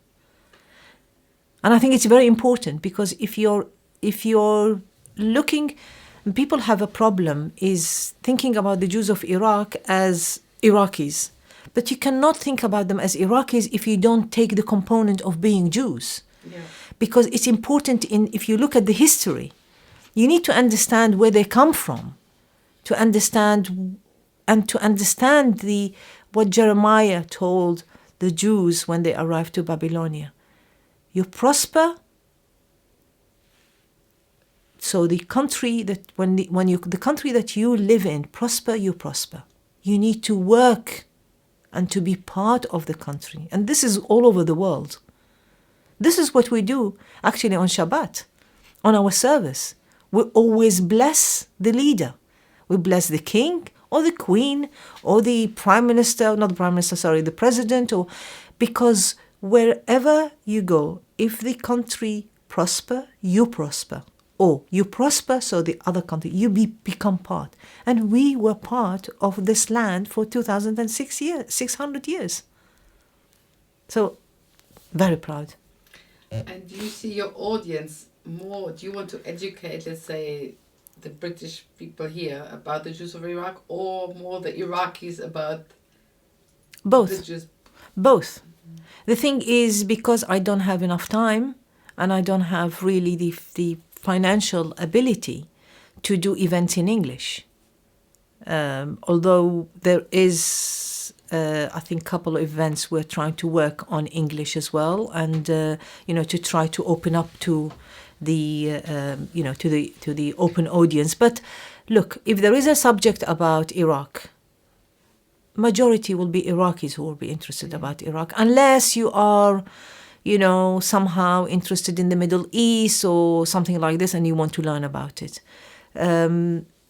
It's a topic that only people who are interested in Iraq and all that. There is something which I'm very, very happy that happens. What the statue on the 4th plinth. And I think that put Iraq on a completely different level. And I chapeau to Michael Rakovitz for being able to put this. I think through this, people know more about Iraq. Tell us about it. Yes, Michael Rakovitz is an artist, is an American artist. And his mother is an Iraqi Jew. His father is an American Jew from a German origin. Michael feels very much the Iraqi side in it. He loves the Iraqi food. He loves this. I haven't spoken to him personally. I've been in contact with him on WhatsApp and on emails. And I told him about me and about my events and about my this. He was very excited. And I said, I would like to host you. And he accepted. Now, he lives in America and he's got a lot of things. So we agreed that when he comes, I spoke to the British Institute of the Study of Iraq, and we're going to do a collaboration to host him in English. Now, I love speaking to young generation. Not that I hate old generation like me, but the young generation, I find the future in them, and I want just to give them that, that present or that duty, pass it on to them. And when I speak about something like this, they get very excited, including my son. Now my son knows a bit of Arabic, but he wouldn't be able to sit in a lecture all in Arabic in a local spoken dialect. So if I can adjust some of these events in English and bring the people like my son or others who were born here, they can speak Arabic, they understand Arabic, but you know what? They are not interested in going to Arabic lecture. So I'm providing this for them. And there will be other people who are just interested in Iraq. I always present myself as an Iraqi Jew. Always. That's my next question. How would you identify yourself today? Iraqi Jew. Iraqi Jew, British citizen. I can say, live in Edgware, but it's always Iraqi Jew. They're both as important as each other. I can't be a Jew without being Iraqi, and I can't be Iraqi without being a Jew. It goes together. And how do you think, what impact did it have, your experiences in Iraq and your leaving? How did it impact your life? I think in a positive way, in a way. I don't like to look at things in negatively. You always look at the full cup. I think because I'm holding the two worlds in my hand, and I can easily, as much as I can, just shift from one world to the other. I have no problem. I can be here completely British, just do whatever. I work here. I go to elect and involved with the politics of Britain. I'm always on LBC talking. And, I always have an opinion. This is my problem. Yeah, you go on LBC? Yeah, always. On what topics? Mainly about Jews, Israel, Iraq. That's the majority. Sometimes if there's something funny about, these cold calls, what do I do with the cold calls? How do I deal with that? I call sometimes. It's just for fun. I call different times. It's always LBC. It's always on. I can't countless of times I called, and it reached to a point that when I call now, they know my name, because they have a data. They have. Once you call on the same number, they will say, "Okay, Niran from Edgware." So So what I'm saying, go back to how I feel. I'm very involved in the politics in Britain. And I go in the evening, when I come back from work, I'm in part of Iraq. I'm one of the admins of the biggest group on Facebook called Jews of Iraq. I did not create this group. This group was created by some Iraqi Muslims in Iraq. And with time, the admins changes. And I joined them, started putting some posts and all that, and they asked me from day one, because I'm being very active for a long time and people know my name now. So the minute I joined, they asked me, can you be an admin? I said, no, I don't have time. With time, and I'm, monitoring what's happening, and, a friend of mine that I introduced to a friend of mine, I introduced him to this group, became an admin. And there were posts that, there was some wrong information in that and all this. And I said, you know what, I'm accepting now to be an admin. And I've been for about 2 years now an admin. And I put posts, all in Arabic. The group is all in Arabic. I put posts about all the Jewish festivals, explaining exactly what is the festival, how do we celebrate it, and how the Jews of Iraq celebrate it, if there is a bit difference. Yeah. And other things about, So what you've created or are creating is basically against the forgetting of the Jews in Iraq. I mean, that people remember the past in Iraq as well. Yeah, of course. Because I tell you what, I'll tell you a small example. For example, for Sukkot, the tradition to build a sukkah and all this. In Iraq,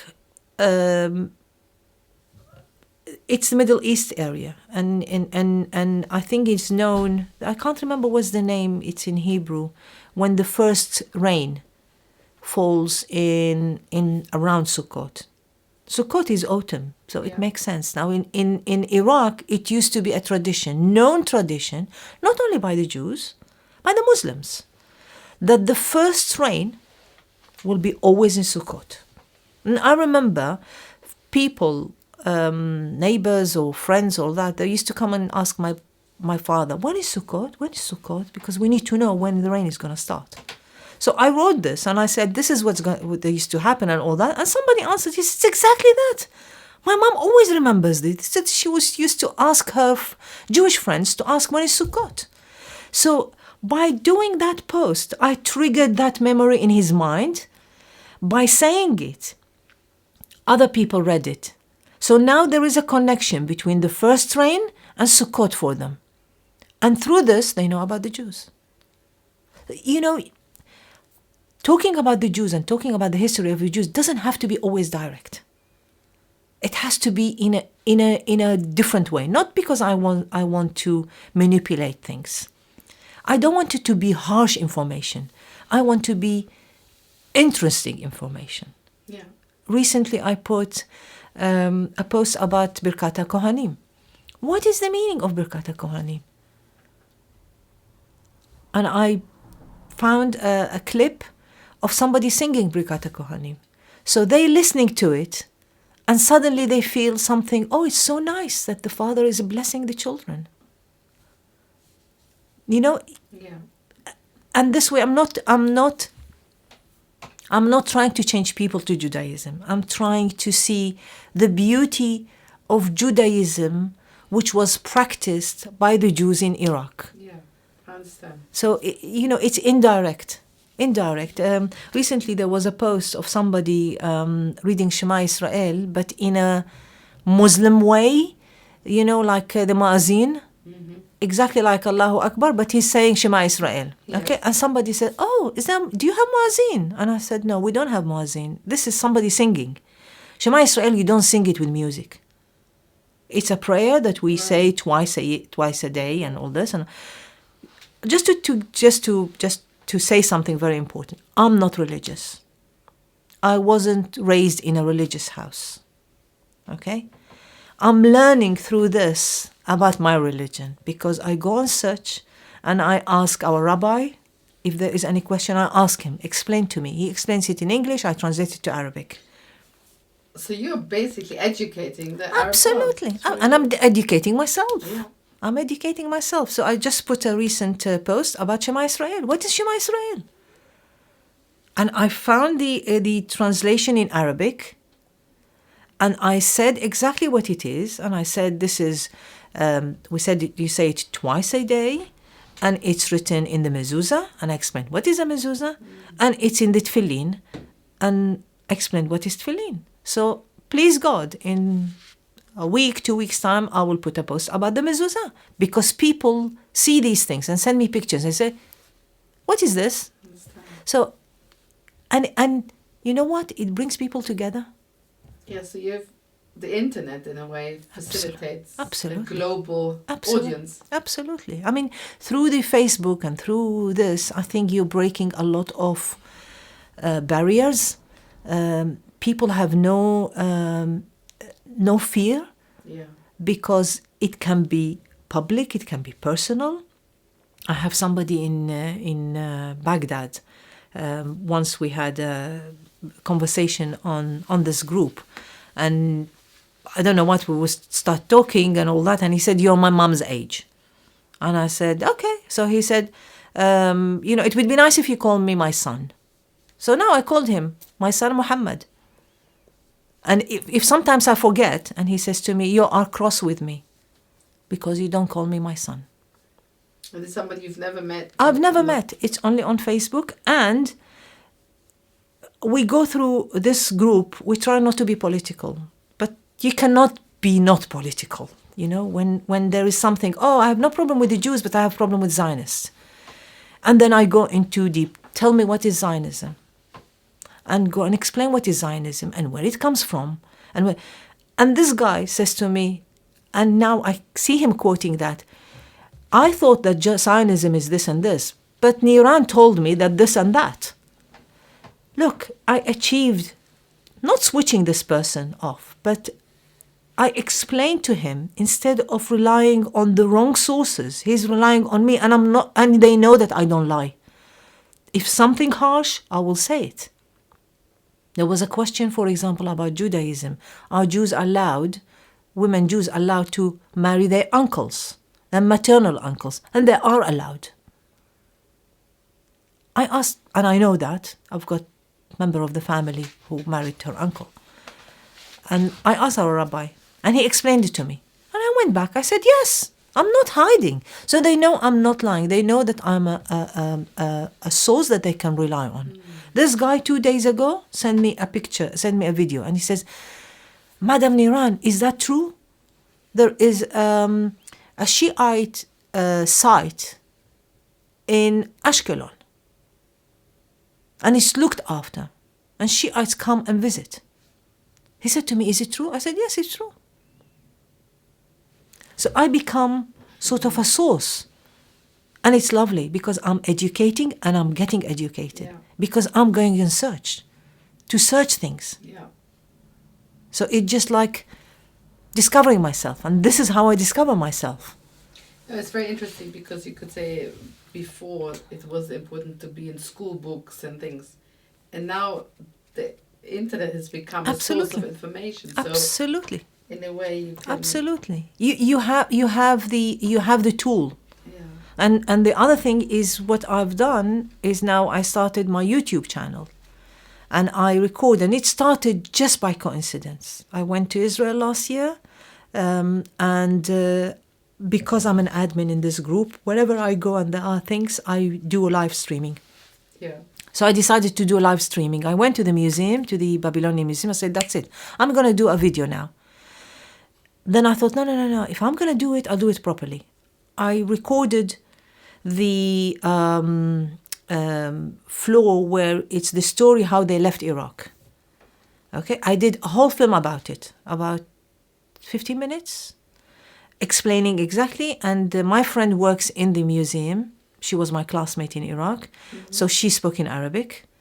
And I did this video. Then I did another video about there is a sort of a neighborhood, how you walk to the neighborhood, in the neighborhood, and go to the synagogue. And I did a video like this. And now people started following. I've got, I think, about 12 videos. I've got over 350 subscribers. Fantastic. Because people are seeing, and people now are sending me lists. Please, can you do interview with this? Please, can you do interview with that? Can you interview people from Mosul? Can you interview people with... And it became sort of another duty that I feel that I need to document it in this way. Interview people. So please God, in December I'm going to Israel. I've got a full program really to record people. Because this is a documentation. People have no time or patience, including me, to sit and read books or to read articles.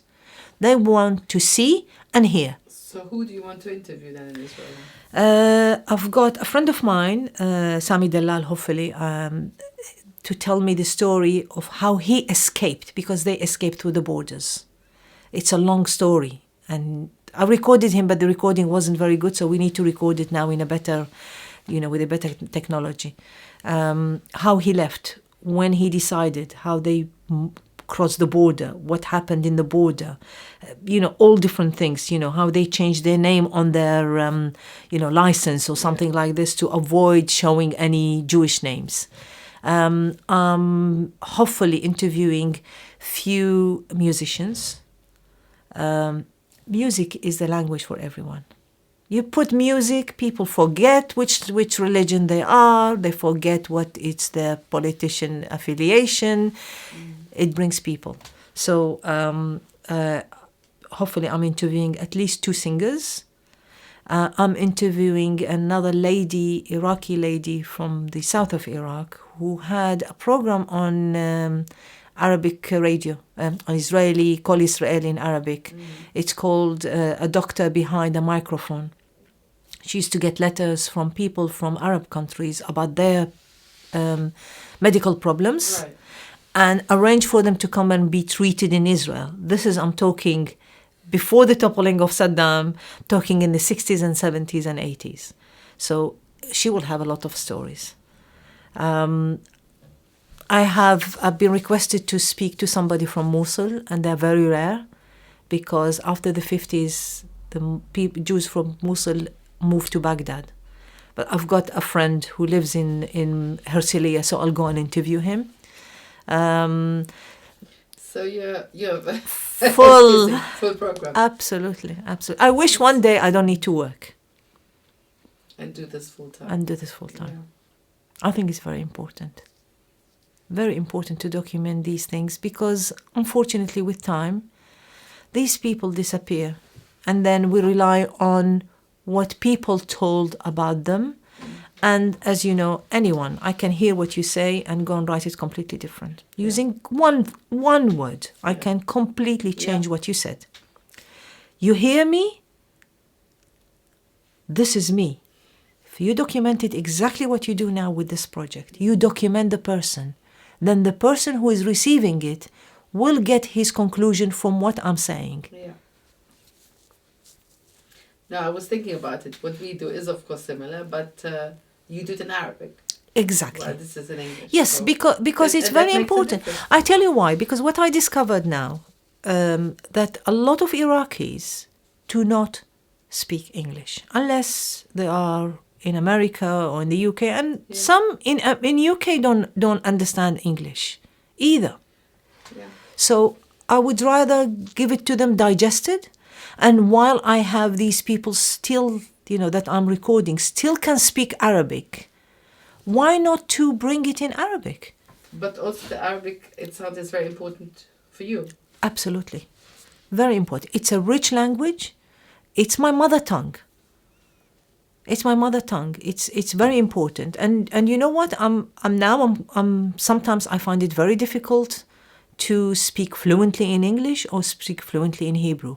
I have a big vocabulary in Arabic. And because I'm constantly, like my second job, which is in the evening here on Facebook and on YouTube, I get on YouTube, on my channel, I get every day about 5-6 comments. And I respond to each one of them.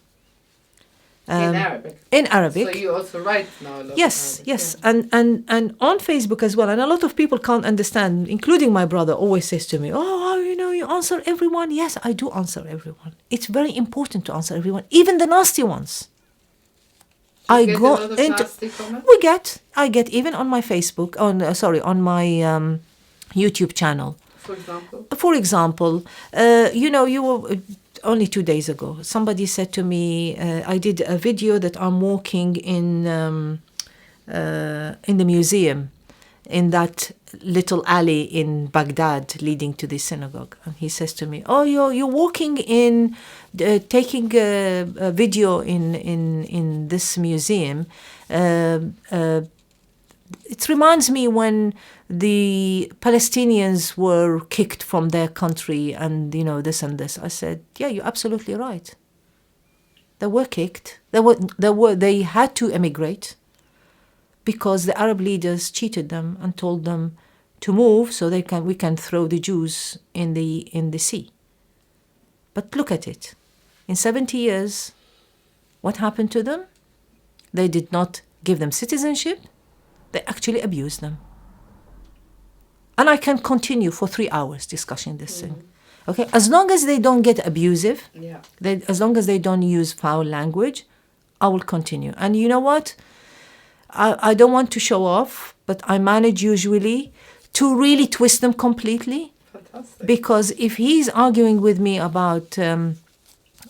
for example, the Palestinians, I had a conversation with somebody for about, I would say, at least 30 comments back and forth. And the Palestinians and this and the Arabs and the Jews and all this and all that. And I'm not trying to manipulate things. I just say the truth. Okay, let's say, what happened to Iraq since 1951? And what happened to Israel since 1951? You tell me. And he says to me, you're right. After 30 comments, you're absolutely right. I said, yes. And you know why?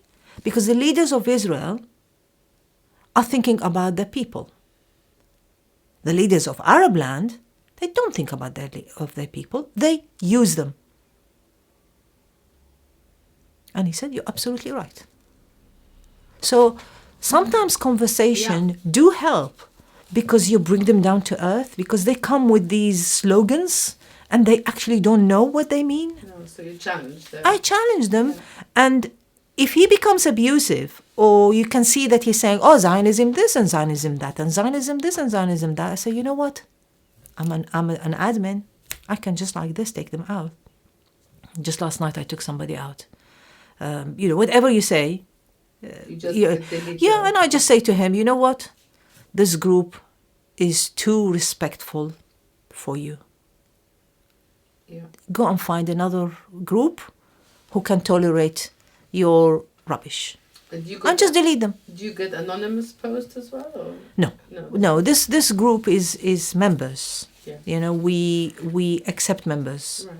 And we go through their profile and we check who they are, because there are a lot of people who are not Iraqis, and there are people obviously and from any religion we'll accept as long as they're Iraqis. So we go through their profile and we check their posts, and you can tell from the posts. You can draw a profile of the person, who they are, and the comments and who is commenting. And sometimes you go into there's a lot of work. So we are 4 of us. So one is responsible on the membership, unless I know the person. So how many members are there? There's 24,000. Yeah. Not all of them are active, but I know people who joined the group because I'm the admin, because I've got other things, you know. I was interviewed on Al Arabiya, I was interviewed on Rashid, I was interviewed, there are few videos about me, so people know me. I was recently, last year, I was invited to the BBC Arabic to participate in a program about women. And the subject was how the Arab societies are involved in the British society. And I was, introduced as an Iraqi Jew. So, it was wonderful. BBC Arabic, to have an Iraqi Jew, that's a big achievement. So do you feel more could be done by Iraqi Jews in England to educate their children? Absolutely. I tell you, it's not just that.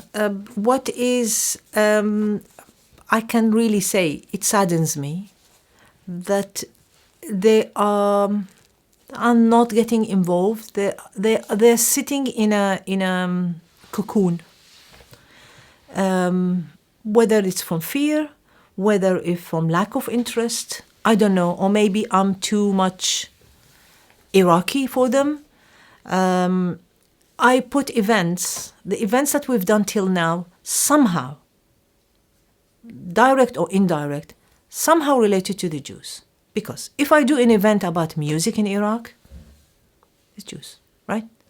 If I do proverbs in Arabic, Iraqi proverbs, we use them every day. We did an event about Iraqi Jewish jokes, about how the jokes in Iraq about the Jews, how clever they are, they can do this and they can do that. Why not to come? We did an event about the Middle Eastern food and how the Jews had an involvement of moving this food all around the Middle East from India to with Sami Zubaydah. Why not to come? People... Numbers, really. I mean, it's a shame. It's a shame. I think somehow they have, I would say, fear, or maybe less than fear, but it's just trying to, because I had, for example, somebody who came to an event, musical event, and said to me, where I'm going to sit? I said, sit anywhere. She said, I'm not going to sit next to Muslims. I said, they're not going to eat you. That's the reason I'm trying now to do more musical events. Because Iraqi Jews, when there's music, they forget about it. They can sit anywhere. They have no problem. But, for example, I had Yair Dalal. Now, why not to come to Yair Dalal? He's an Iraqi, he's Israeli, he's a Jew. Okay, he's speaking in Arabic. Why not to come? It's a shame to keep, and you know what? You see them in their houses. You see them in their parties and all that. All Arabic music. They speak between them in Arabic. They joke in Arabic. They live in Arabic, but in a inside the house and not. And I find it very difficult. I'm a very open person. Not publicly. Not public. Why? It's the fear of being in contact with other people. And I am on the opposite. I'm trying to open up. Now, other projects that I'm doing is, maybe people won't like it, but I'm doing it. I'm bringing friends of mine who are not Jews to come and see this Shabbat service. Because I don't want this fear of passing by a synagogue and seeing a closed door and a security man standing outside and imagining what's happening inside. I don't want them to imagine. I want them to see. And I had the most wonderful experience taking two people, and I'm doing it with the obviously I'm organizing it with Rabbi Joseph Dweck. He knows about it and he's welcoming the people and all this. It was such a spiritual event that I took two of my friends who I knew them through my forum. They follow me in my forum and all that. one Muslim and one Christian. And you take them to Lauderdale? And take them to Lauderdale. And I arranged with a friend of mine who comes to the Wembley Synagogue to escort them, because I'm going to sit upstairs. They're going to be by themselves downstairs. So, and he's wonderful, Jeffrey Ben Nathan. Thank you, Jeffrey. He's been wonderful. He prepares an email, and he send me and send them to tell them what is the parasha is about. Okay, and I choose when it's the Mizrahi service, so they can relate to the tune and all this. And the last time was about the Ten Commandments. Ten Commandments, everyone knows, especially the Christian. He said, it's what we learn, So you take them to synagogue, they've never been? They've never been into a synagogue, not on Shabbat, in a synagogue at all. And they see the service, and they read in English, and then they join in the Kiddush. And one of them has become addicted to events that are run by Rabbi Dweck. He goes to Spiral Ark. He contacts me. There was a lecture in Lauderdale Synagogue with Rabbi Dweck and another person from America. I don't know him. He apparently started searching and all that. He sent me a message one day saying, Niran, are you going to this event? I said, no, not really. He said, please, please, please. So I went with him. And Rabbi Dweck know him by now because he goes to the events. 2 days ago, I received a message from this Christian guy. He says, when are you taking me again? I understand. I don't want people to fear the Jews. I don't want them to think that we are conspiring. Let them see the beauty. I'm not trying to convert anyone. I want them just to see what I experience is the beauty. So Niran, what do you miss from Iran? And from Iraq? From Iran, from Baghdad. Well, I miss being there, but having a lot of Iraqis here actually compensates. I meet a lot of Iraqis here, and because I'm active and all that, a lot of people know me, so I get invited to places. Musical events, lectures, exhibitions, and I speak the language. This is what I would have wanted if I'm missing Iraq, is to go and speak the language. I speak it. Go and experience the food. I experience it here, whether at home, whether go to Iraqi restaurants. Enjoy the culture. I do that through, even in my house, New Year's Eve, I will have darbuka here and we'll sing Arabic Iraqi songs. Culture, I'm getting it here. In a nutshell, I don't miss Iraq as such, but being there. Now, in 2013, I was invited to participate in a conference in the north of Iraq. And I was hesitant, really, to be honest with you, to go to Iraq, And Erbil doesn't mean anything to me. I haven't been to Erbil. So why do I need to go? But, my children were still young, my youngest and all that. And thank God, my ex-husband's family helped and all this. And my eldest was here. So I went for 4 days. I flew with a friend of mine, Emil Cohen. And without him, I wouldn't have flown by myself. Still have this fear. Look, Iraqis, I don't know if all Arabs, but Iraqis, till now, whether you are 5 years, whether you're 40 years, they have fear of a policeman, let alone going to a different country. Because you're fear of authority. So anyway, I decided to go. I thought, this is my chance. Either I take this chance or never do it. And you know what? I probably would have never done it after that. Did. I did. And how was it? And I have a stamp on my passport that I was in Iraq, because I've got a stamp from the Republic of Iraq. I was there. Now, maybe other people went to Iraq, and they feel they closed the cycle. For me, I closed the cycle. Although being in Erbil doesn't mean anything to me because I've never been to Erbil before. And it was full 3 days. and we only went to tour in the area the last day. And what was it under the auspices of? Under auspice of the Christians, and the Christian guy donated the money, and it was the Friends of Bortalla. Bortalla is one of the villages in the north of Iraq, in Nineveh, in the area of Nineveh, which was taken after that by Daesh. And the subject was the demographic change of of Nineveh area. And it was just by chance, just before Daesh went in. And what was it like? How did you feel getting... To be honest with you, I was scared. And Emil was in a different hotel than me, and he started straight away suspecting, why did they put us separately?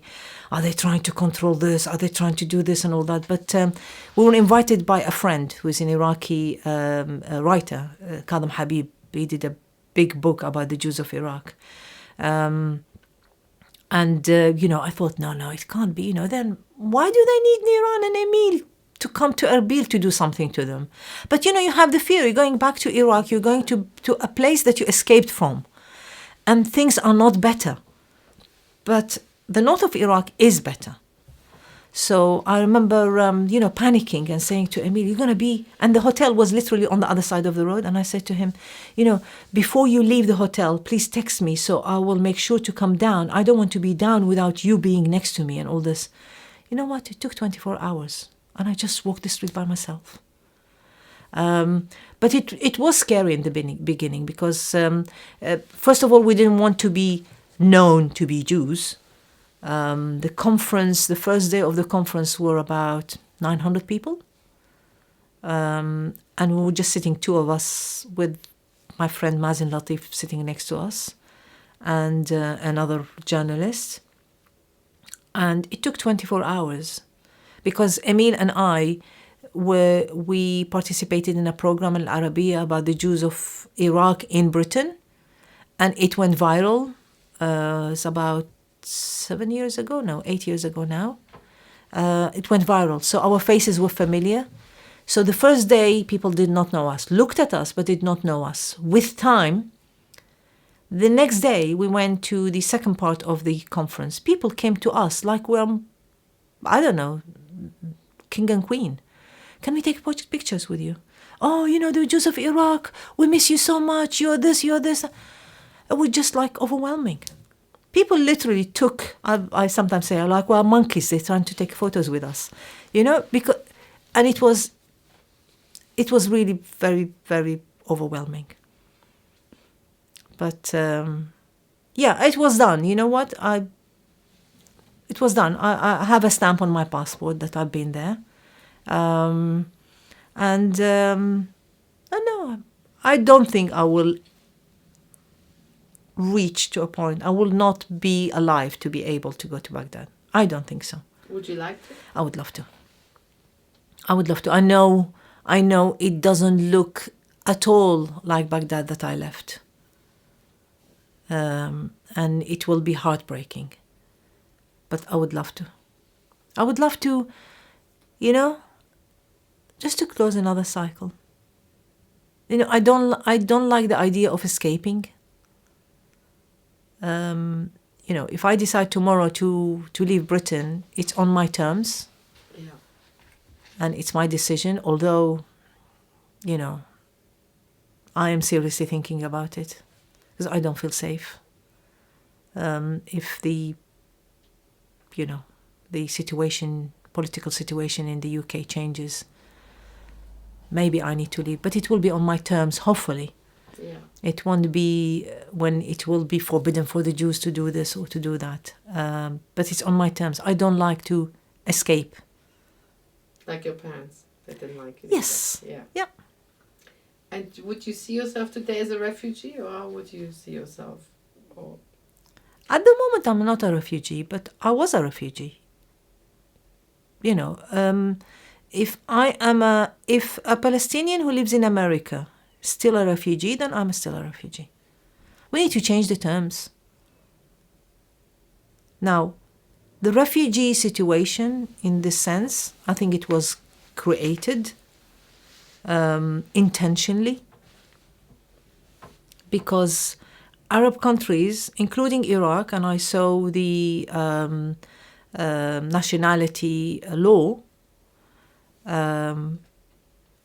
there is a point in that law saying whoever can get the nationality and whoever cannot get the nationality. There is a point specifically that the Palestinians cannot get a nationality to reserve their rights of return. Now, a Palestinian American still have the right of return. So it's either you don't give them, in the Arab country, you don't give them the nationality to reserve their right of return, or the ones who have other nationality should not be considered refugees. You cannot have it all. You cannot have it both sides. If you have it both sides, then my children and the children of my children will still be a refugee because I'm a refugee. You cannot implement on one and don't implement on the other. So in a way, I'm a refugee because I was forced to leave a country that me and my ancestors lived in. Do you sometimes think what it would be if you hadn't been forced to leave, if you'd stayed in Baghdad? Yeah, it would have been horrible. Well, seeing what's happening now, it wouldn't have been horrible. Although there's some people like Khalid Qashtini, is a big Iraqi writer and journalist. He believes that if the Jews would not have left Iraq, it wouldn't have reached to this mess. I don't think so, because at the end of the day, they are minority. A minority cannot really influence much. Minority, unless it's, and hopefully it won't happen in the UK, a minority can always be, they are vulnerable, so they always can be used as a scapegoat. Yeah. And you know, birth ratio, you cannot compete. No. So we would have always been a minority. So, have you got a message for anyone who might watch this video later on, based on your experiences? Okay, 2 messages. One is to the Jews of Iraq. Please get involved. Get involved. Being a Jew, Iraqi Jew, is not within your walls, is outside as well. We have a message to give. I think it's very important. We give a message to other people. And by staying at home and talking to your family and to your friend, you are not passing the message. And with time, it will dilute. If you pass the message out and pass it to your children, it will dilute with time, but it will take much longer. So that's a message. Not to fear other people. Why do we... Look, we have so much tradition. We have so much history. Why to be shy? Why to hide? On the contrary, show your beauty, show your heritage, show your beliefs. You know, just an additional thing. In the last year, I've been inviting non-Jewish people to Seder night, to Rosh Hashanah. They participate fully. I don't want to convert anyone. I'm not a religious authority to convert anyone. I want to show them the beauty of it. Through this beauty, they can appreciate, again, the religion, the Jews of Iraq, and themselves. Because they'll find things that relates to what we're doing. If we're blessing on the bread, Muslim bread, for them, it's a blessing to bless on the bread. You know? Mm-hmm. So this is one thing, and that's the reason I do these projects, you know, to have people over and to take people to the synagogue and to talk about it in all social media about Judaism and what we do and what the Jews of Iraq do. Because Rosh Hashanah table in Iraqi household is different than, for example, than Ashkenazi household. There are few vegetables to be put on the table. For example, beans, string beans, and it all relates to what the blessing is. String beans or beans, it's called lubia in Arabic. And the blessing is yitlavivu, so we will be in the good side, in the right side of the heart. It's connected. We put courgette. In Arabic, it's qara. Yqar'u, may they be torn, all our enemies. It has a meaning. So I have the service put in sheets, laminated, prepared for people. And this year I did small pots of honey, and I put a string with the name of the person to have a seat. So they're taking this honey with them. It's something. It's like you're going to a country and you bring a souvenir. That's a souvenir for them. They will remember the honey. They will remember the apple. They will remember why we're eating the pomegranate. So that's a message to the Jews. Open up. We have a beauty thing. It's a beautiful things we can share. So open up. Don't close. To the non-Jewish, which I know a lot of people will watch this, not specifically mine, but I am sending this website to people who are interested about the Jews of Iraq, who can understand English, is we're normal people. We have a lot of things to share with you. Let's put our hands together and try to build bridges. Religion is a personal thing. For me, I respect anyone who is praying to a stone. I really don't care. They can pray to a chair. They can pray to a light. I don't care. I want him to be a human being. I want him to appreciate me as a human being. We have a lot in common. Jews of Iraq, Jews of Egypt, all people. We have a lot in common. And I think looking at the Middle East and seeing all the suffering, I think enough is enough. We need to build bridges. I mean, people talk about the Jews of Iraq, okay, they suffered, but they actually, the Israelis and the Zionist movement, convinced them to leave Iraq. And what about the Yazidis? Who convinced them to be suffering like this? And what about the Christians in the Middle East? Was it Israel convinced them to leave? There's a lot of theories. People talk about things without understanding.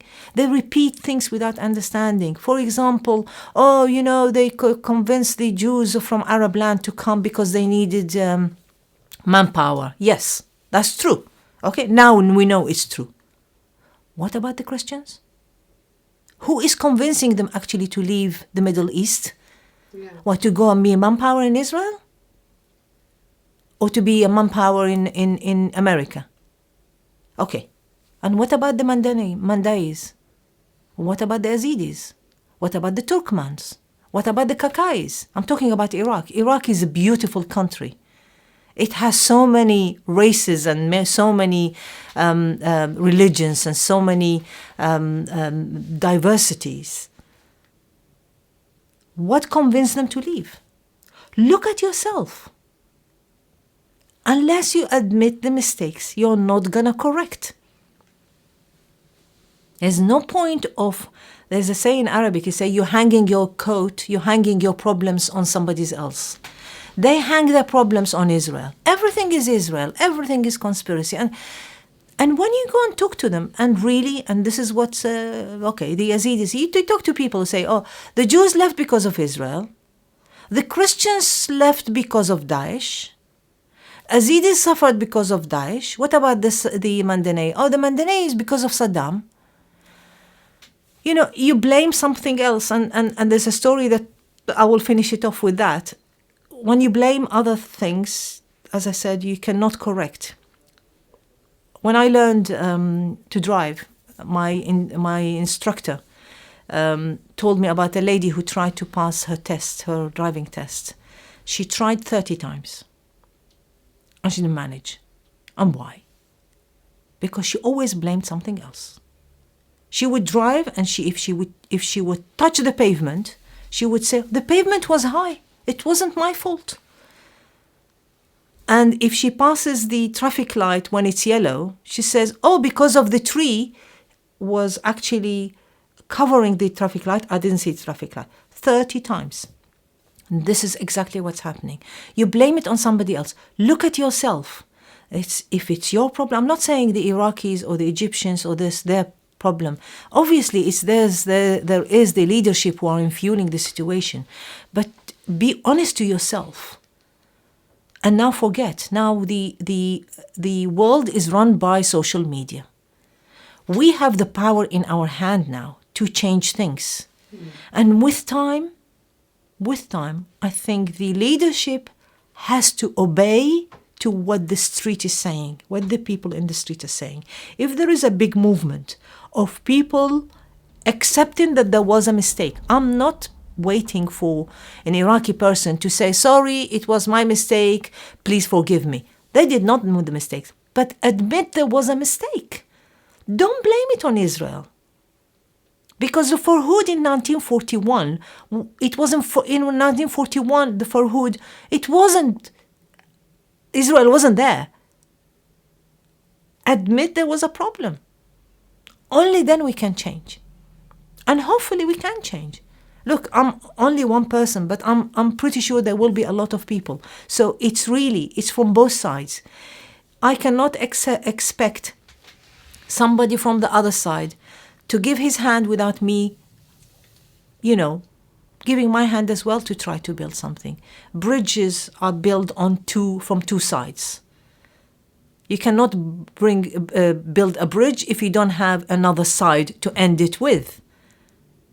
And usually when you build a bridge, you try from both sides. But I think that summarizes you quite well, because you put in doing what you're doing as a bridge maker. Absolutely. Look, what I'm doing in every aspect that I'm doing, it's a bridge building. Even selling the books. I'm shipping books to America. I ship till now books to America, New Zealand, Dubai, Iraq, Israel, that I sometimes can take with me, and to Egypt. Somebody who wanted a book from Shmuel Moreh that I didn't have. I managed to request it from Israel. It was brought to me here. From here, I gave it to a friend of this guy who lives in Egypt. She lives here. Yeah. I went to meet her, gave her the book, and she posted to him too. This is building bridges. Because he couldn't have ordered that book from Egypt. No, from Egypt, because from Israel. People know. I have people here who approached me and said to me, when they knew that I sell books, and they whisper, can you get me this book? I said, just talk loudly. Tell me what you want. Oh, I want this book and this book. Something that was printed in Israel. No problem. How many do you want? And I bring it. And it's all literally brick by brick. Yeah. It's literally brick by brick. Amazing. I think we get the picture of your amazing work. Thank you. Is there anything I haven't asked you'd like to add, or anything? I just want a short story about what happened with my father's book. It's very important to document because it has a beautiful message. My father, as I mentioned, he was a journalist. He worked with prominent journalists and writers and knew a lot of poets and politicians. Al-Jawahiri, who I mentioned, one of the best poet in Arab world, was his friend. And Jawahiri was exiled by Saddam. And a certain period, they let him to come back. So in 73, he came back, or 72. 1973, my father decided to write a book about him. Yeah. And it's called Al-Jawahiri bilisanihi wa biqalami. It means Al-Jawahiri in his, the exact meaning is in his tongue and my pen, which means he's speaking, I'm writing. He wrote he had many hours. He was interviewed by, my father interviewed him, asked him questions and all that, and compiled a book. We still have the handwritten. There was no computers, so it was all handwritten. And part of it was Al-Jawahiri's will, where he wanted to be buried. And my father finished the book. By the time he finished the book, my brother, my sister and I have left Iraq. The dilemma is he was offered to be printed by the Ministry of Culture in Iraq. The dilemma was to print it in Iraq or not to print it to Iraq. If he prints it in Iraq, it means he's going to stay to see how it's going to be sold and how it's going to be this. It means that he's going to stay there longer. And he decided not to print it there because that's it. His 3 children are abroad. And situation getting worse and worse. So he took the book and he went to Israel. Now, Israel, nobody's interested in Al-Jawahiri. It's a very difficult Arabic. His poetry, very, very difficult. And, it's a matter of taste. So he took that book and no one was interested. Even the Association of the Academics of Iraqi academics were not interested because they can't sell it anywhere. And don't forget, there was no contact with the Arab world. Yeah. So he left it. He passed away in 1995 and we still have the manuscript. My mom had all the time said, we need to bring your dad's book. Yes, we need to print your dad's book. Always had this idea that she needs to print it. And we asked here and asked there and who's going to publish it and who's going to print it and who's going to be... Don't forget, it was handwritten. In her 80s, she decided to start working on computers and learn how she typed the whole book on computer. Now, Iraqi poetry is not like English poetry. It goes line by line. Iraqi poetry, it goes in 2 parts. 1 part and 1 part, and then 1 part and then 1 part. It goes like 2 columns. Literally, you see 2 columns. And it's very difficult to do it.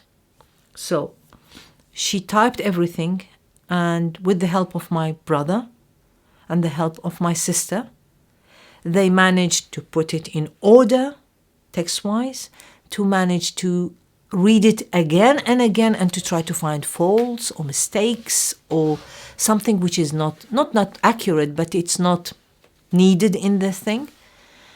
And in 2013, Baghdad was declared as the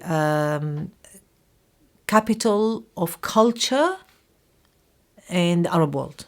Every year there's a different city. So my friend Mazen Latif, who was a journalist, contacted me and he said, he knew about the book. And he says, let's print it. So when this happened, he contacted me. He said, look, I've got a budget. Let's print your dad's book through the budget of the Ministry of Culture in Iraq. So they finished it very quickly. We sent it through PDF and all this, and it was printed. Now, if you look at the story in a timeline, he left in 1973. The book was printed. Sorry, he wrote it in 1973 in Baghdad. It was printed by the Iraqi Culture Ministry in 2013. 40 years. 40 years. Now, if you try to make it even more spiritual, the Jews left Egypt and they were lost in the desert for 40 years.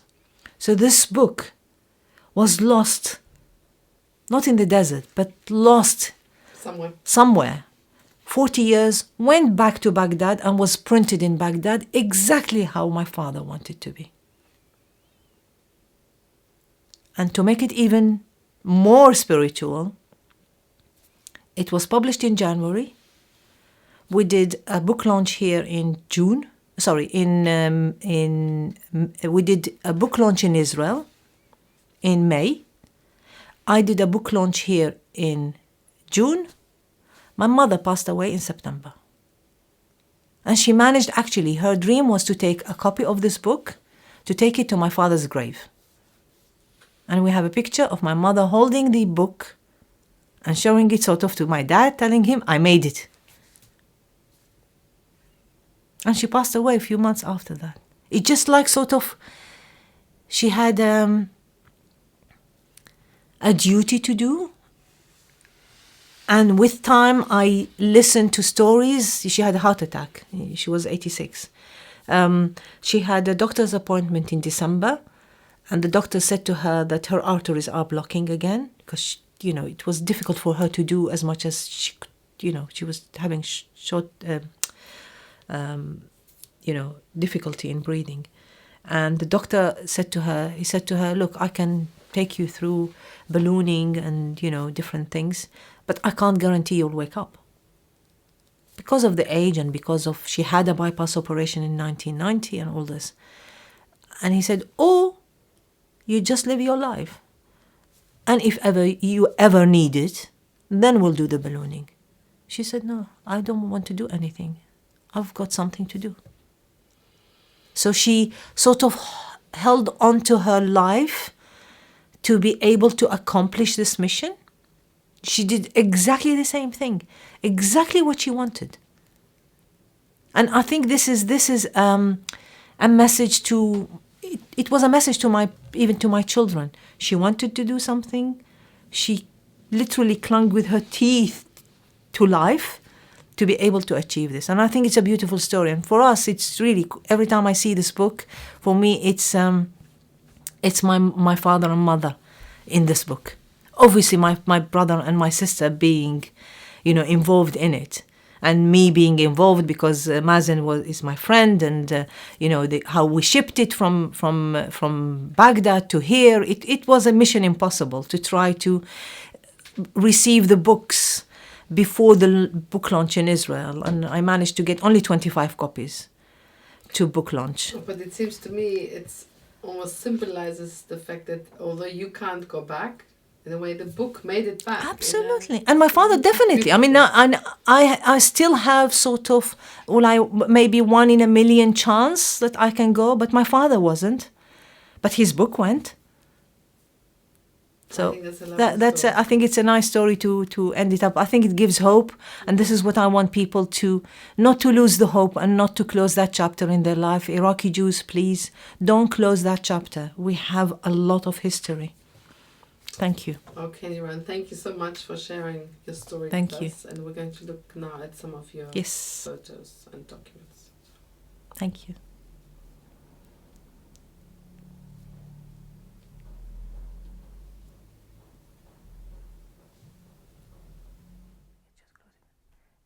This is a picture of my grandmother, my maternal grandmother. Her name was Lulu from Masri family, Lulu Masri.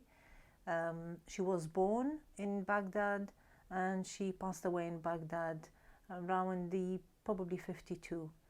She managed to see my eldest brother. This is a picture in summer 1959 in one of the, I assume, big parks. It's the summer party of the Iraqi Journalists Union. My father was a journalist and he was a member in the union. And sitting in the picture from right to left, it's my cousin Abraham, my cousin Naji, my brother Khadr, and my father Salim al-Bassoon holding my sister Kahraman, and then my mother Miriam al-Mullah holding me, I'm sitting on her lap, and then my uncle's wife Naima. Okay, this is a picture of my father holding my sister on the right and me on the left-hand side. My father, unusual, because he loved girls, in comparison to men from Arab land, they always preferred a boy. having a son. He was happy to have 2 other children as daughters, always, very proud of having daughters. Okay, this is a school trip. I cannot recall the date, but I assume that would be probably 63, 64, or probably later.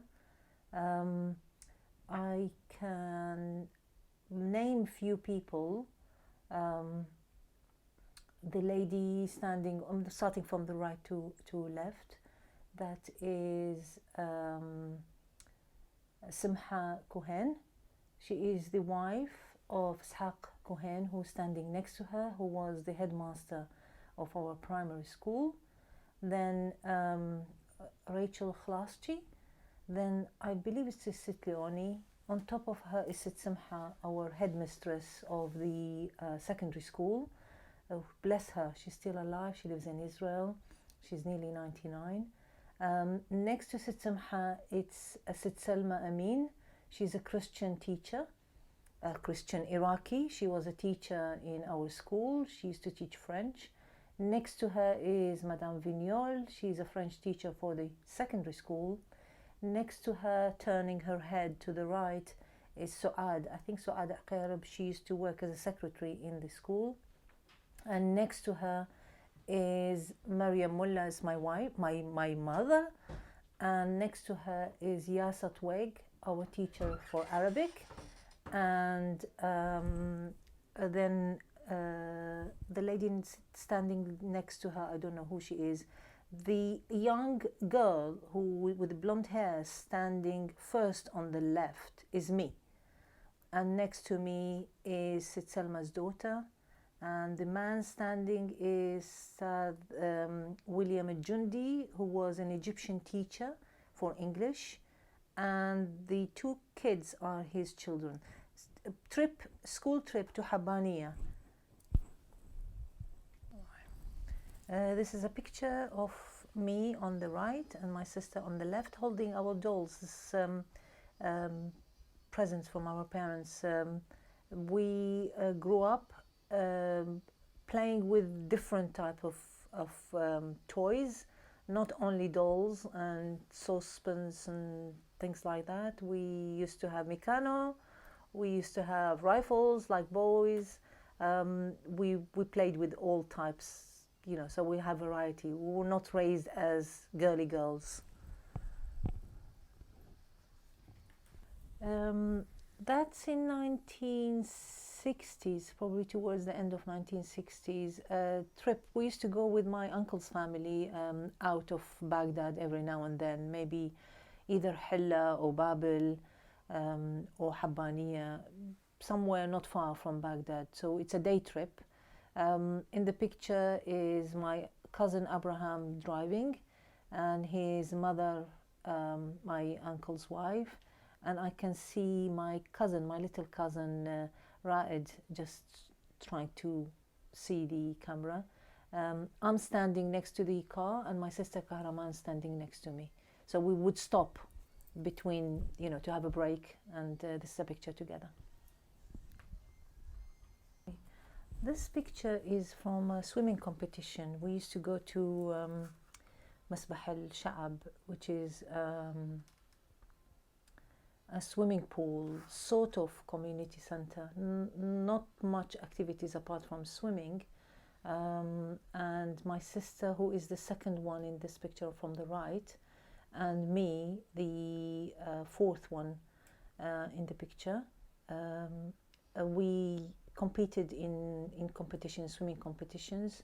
Me and my sister were the best swimmers in the swimming pool. Now, when it was time for competition, they always brought somebody who is a professional swimmer. I remember her name very well because it was exactly the same person who would just turn up for the competition on the competition day so she can win number one, the gold medal sort of. Her name was Afra al-Shagra. I still remember now because we knew that we will never get the first the gold medal. As Jews. Yeah.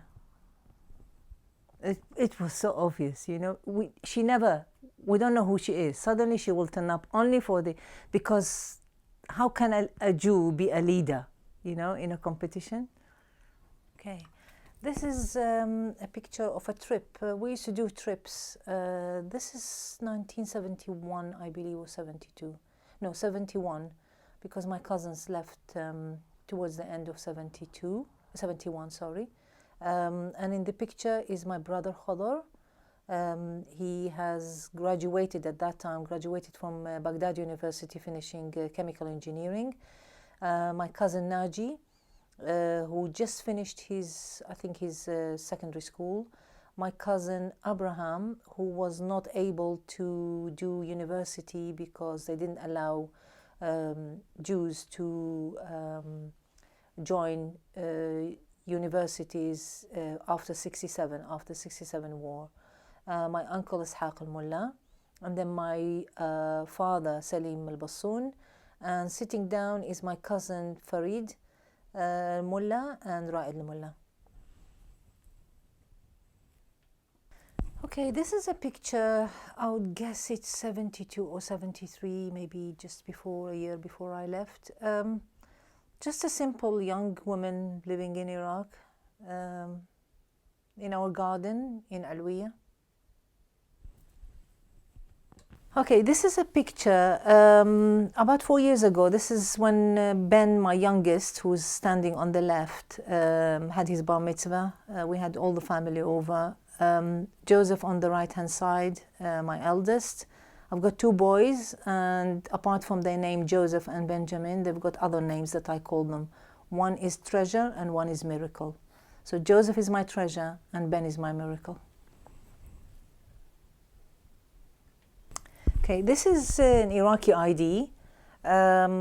It's called Iraqi ID according to 1957. It was issued in 1963, and it's showing my pictures, showing my name, my father's name, and my grandfather, and my mother's name and grandfather. Now, with this ID, I was able to participate in the election, the last election, Iraqi election, because this is one of the documents they wanted, is the ID according to 1957, plus an ID from the country that you live, so I use my British passport, where saying that I was born in Baghdad. Okay, this is the cover of the ID card. It's saying in Arabic, الدولة العراقية, Iraqi Republic, وزارة الشؤون الاجتماعية, the Ministry of like Home Office, مديرية النفوس العامة, the Department of Citizenship, and it's according دفتر النفوس, according to the ID, to the law from 1959, and it's giving the law number, and at the bottom is saying للإناث, to females, and the number, الرقم, the number of the document, and it's saying which city.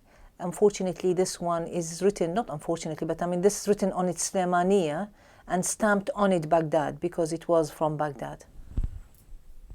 Okay, this is what they used to call recommendation. Every student in Shamash School or Frank Aini used to get something like this to have all the achievement and the results of their exams to take abroad with them. So everyone who intend to leave Iraq will ask the school to have something like this to be used for further education, for work, for anything, because otherwise we don't have any documentation. Okay. Now, in Baghdad, we didn't have birth certificates, really. As you can see on the date, it's after I left Iraq. That's the 7th of May, 1973. I left 10th of April, 1973. So this was requested by my parents from the congregation to have sort of a birth certificate. And you can see at the bottom is saying this certificate is supplied upon request. The person who signed is Mir Basri, the known late Mir Basri, acting as president for the Jewish community in Baghdad. Thank you. Okay, this is my Iraqi passport. Until the age of 15, I did not know how Iraqi passport looks because the Jews were not allowed to carry passports. So this is the first passport and the last Iraqi passport. With this, I was able to leave Iraq in 1973. Okay, this is the first page of my passport, showing my picture, my signature, my name, and it's giving a list of countries that this passport can be used, including Turkey and all the Eastern Europe countries, UK, Luxembourg and other places, and obviously Israel is not mentioned there. At a later stage, as far as I know, they put not to be countries that you're not allowed to go, and Iraq, Israel is not is on this list. As far as I understood from a friend of mine, the name Israel now, it's been deleted from that list. So anyway, this passport was issued in 27th of March 1973, and it's valid up to 26th of March 1975. But my nationality was cancelled when I did not return to Iraq within 3 months. So even if it's valid till 75, I wasn't Iraqi by then. Okay, this is the inside of the passport. Now, on the top, there is writing called, it says, Nafida li safra wahida. It means it's valid for one trip. This is a variation of what the Jews in Iraq had their passport or the laissez-passer stamped on no return. It's exactly the same thing. I can use it only for one trip, just leaving Iraq. And it's saying here that the director of this office is allowing the holder to use it for one trip, and the date was the 18th of March 1973, so just before I left. And at the bottom is a stamp from the Baghdad International Airport on the 10th of April 1973 that I left Iraq, and it's saying at the bottom Mughadara, it means exit. Niran, thank you so much for this interview and sharing your story and your photographs. So I say thank you, but we're going to look at another collection of photos. Yes. Yeah? Okay. Thank you so much. Thank you. Okay. 1948, I guess, my father was exiled to the borders of Iraq, Iran, because he wrote a poem, wrote an article against the government. Yes, this is how the locals used to dress up, so he was part of the scene. This is my mum, Maryam al-Mullah. This is in Iraq. I guess this is around 1948. After she got married. Yes, she was a beautiful woman. Okay, this is my father, Salim al-Bassoon, at his desk in one of the newspapers. I cannot recall where is this. Maybe Ra'il Am, maybe Bilad. They are the most prominent newspapers then in Iraq. He worked in many newspapers, sometimes simultaneously with, in 2 newspapers and magazines. That was his life. Okay, the pictures now, they came to me through a friend of my son. They were found somewhere about 5 years ago, and by a person who is not Iraqi, who is not a Jew, who had no interest in something like that, but it looks like a sort of an ancient picture. But for us, for the project of Sephardi Voices, and for me in particular, it shows Baghdad in I would say the 40s or 50s. This is an era when Baghdad was glorious. So this picture is, and it's written behind it actually, which is very nice. The person who took the picture or had these pictures documented everything. So it says, this is the picture of cinema in Baghdad, Roxy Cinema. The film was Thousand Cheer. Probably, I don't know if we can, focus on it to see, but this is what he's saying. Now, very important to say that Roxy Cinema was owned by a Jewish family, the Saudai family, and they had the first studios in Baghdad where they filmed the first cinema film in Iraqi cinema film in Baghdad. It was called Aliya wa Isam. The music was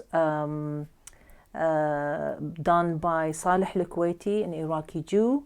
The scenario was written by Anwar Shaul, an Iraqi Jew, and the cinema and the studio was owned by Iraqi family. Okay, that's another picture from the collection that I received from a friend. Now, looking at this picture, I think no one would believe that this is Baghdad. But in fact, this is Baghdad. And the person who took this picture wrote at the back, on the back of it, this is a picture of Rashid Street in Baghdad. This picture was taken with my own camera, also while it was raining. It's so beautiful. It looks like Paris or London. Okay, that's another picture from this collection, and it's written behind it. This is the picture of one of the most famous hotels in Baghdad, Central Hotel, which is near our house.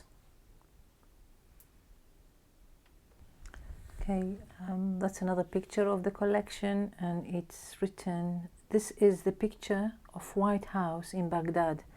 Look at the building. It's so I don't know, modern, and you wouldn't think that it's in Baghdad in the 50s or 40s. Okay, it's another picture of the collection, and it's saying in this picture you can see the square near the American embassy in Baghdad. I can't recognize the square. Maybe in my times it just was a different name or different features in it. Okay, that's another picture. Somehow I can relate to this one, but I'm not sure exactly what it's called. Maybe it's the Rasafi. But anyway, what's written behind this picture is saying, this is the picture of a square in front of our house.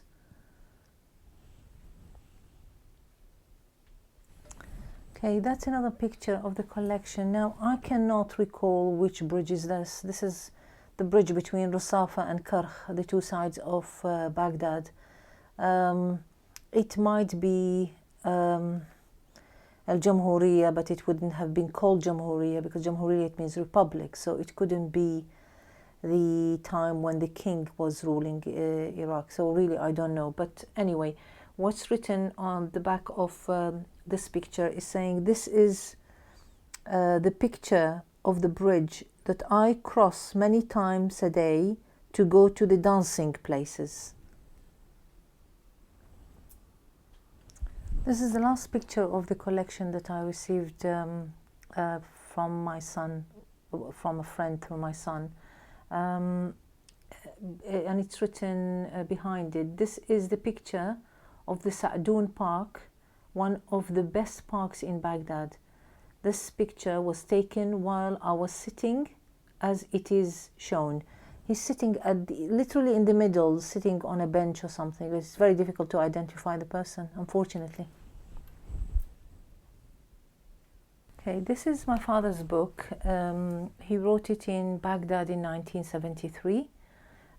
He took the handwritten version with him to Israel. And 40 years after, we managed to publish it, print it and publish it in Iraq, while Baghdad was the capital of the Arabic culture in 2013. So after 40 years of being lost like the Jews in Sinai. It went back to Baghdad, exactly where my father wanted it to be printed. And it's called Al-Jawahiri bi-lisanihi wa bi-qalami. Al-Jawahiri, who is the famous poet, who was my father's friend. Al-Jawahiri in his words and my pen.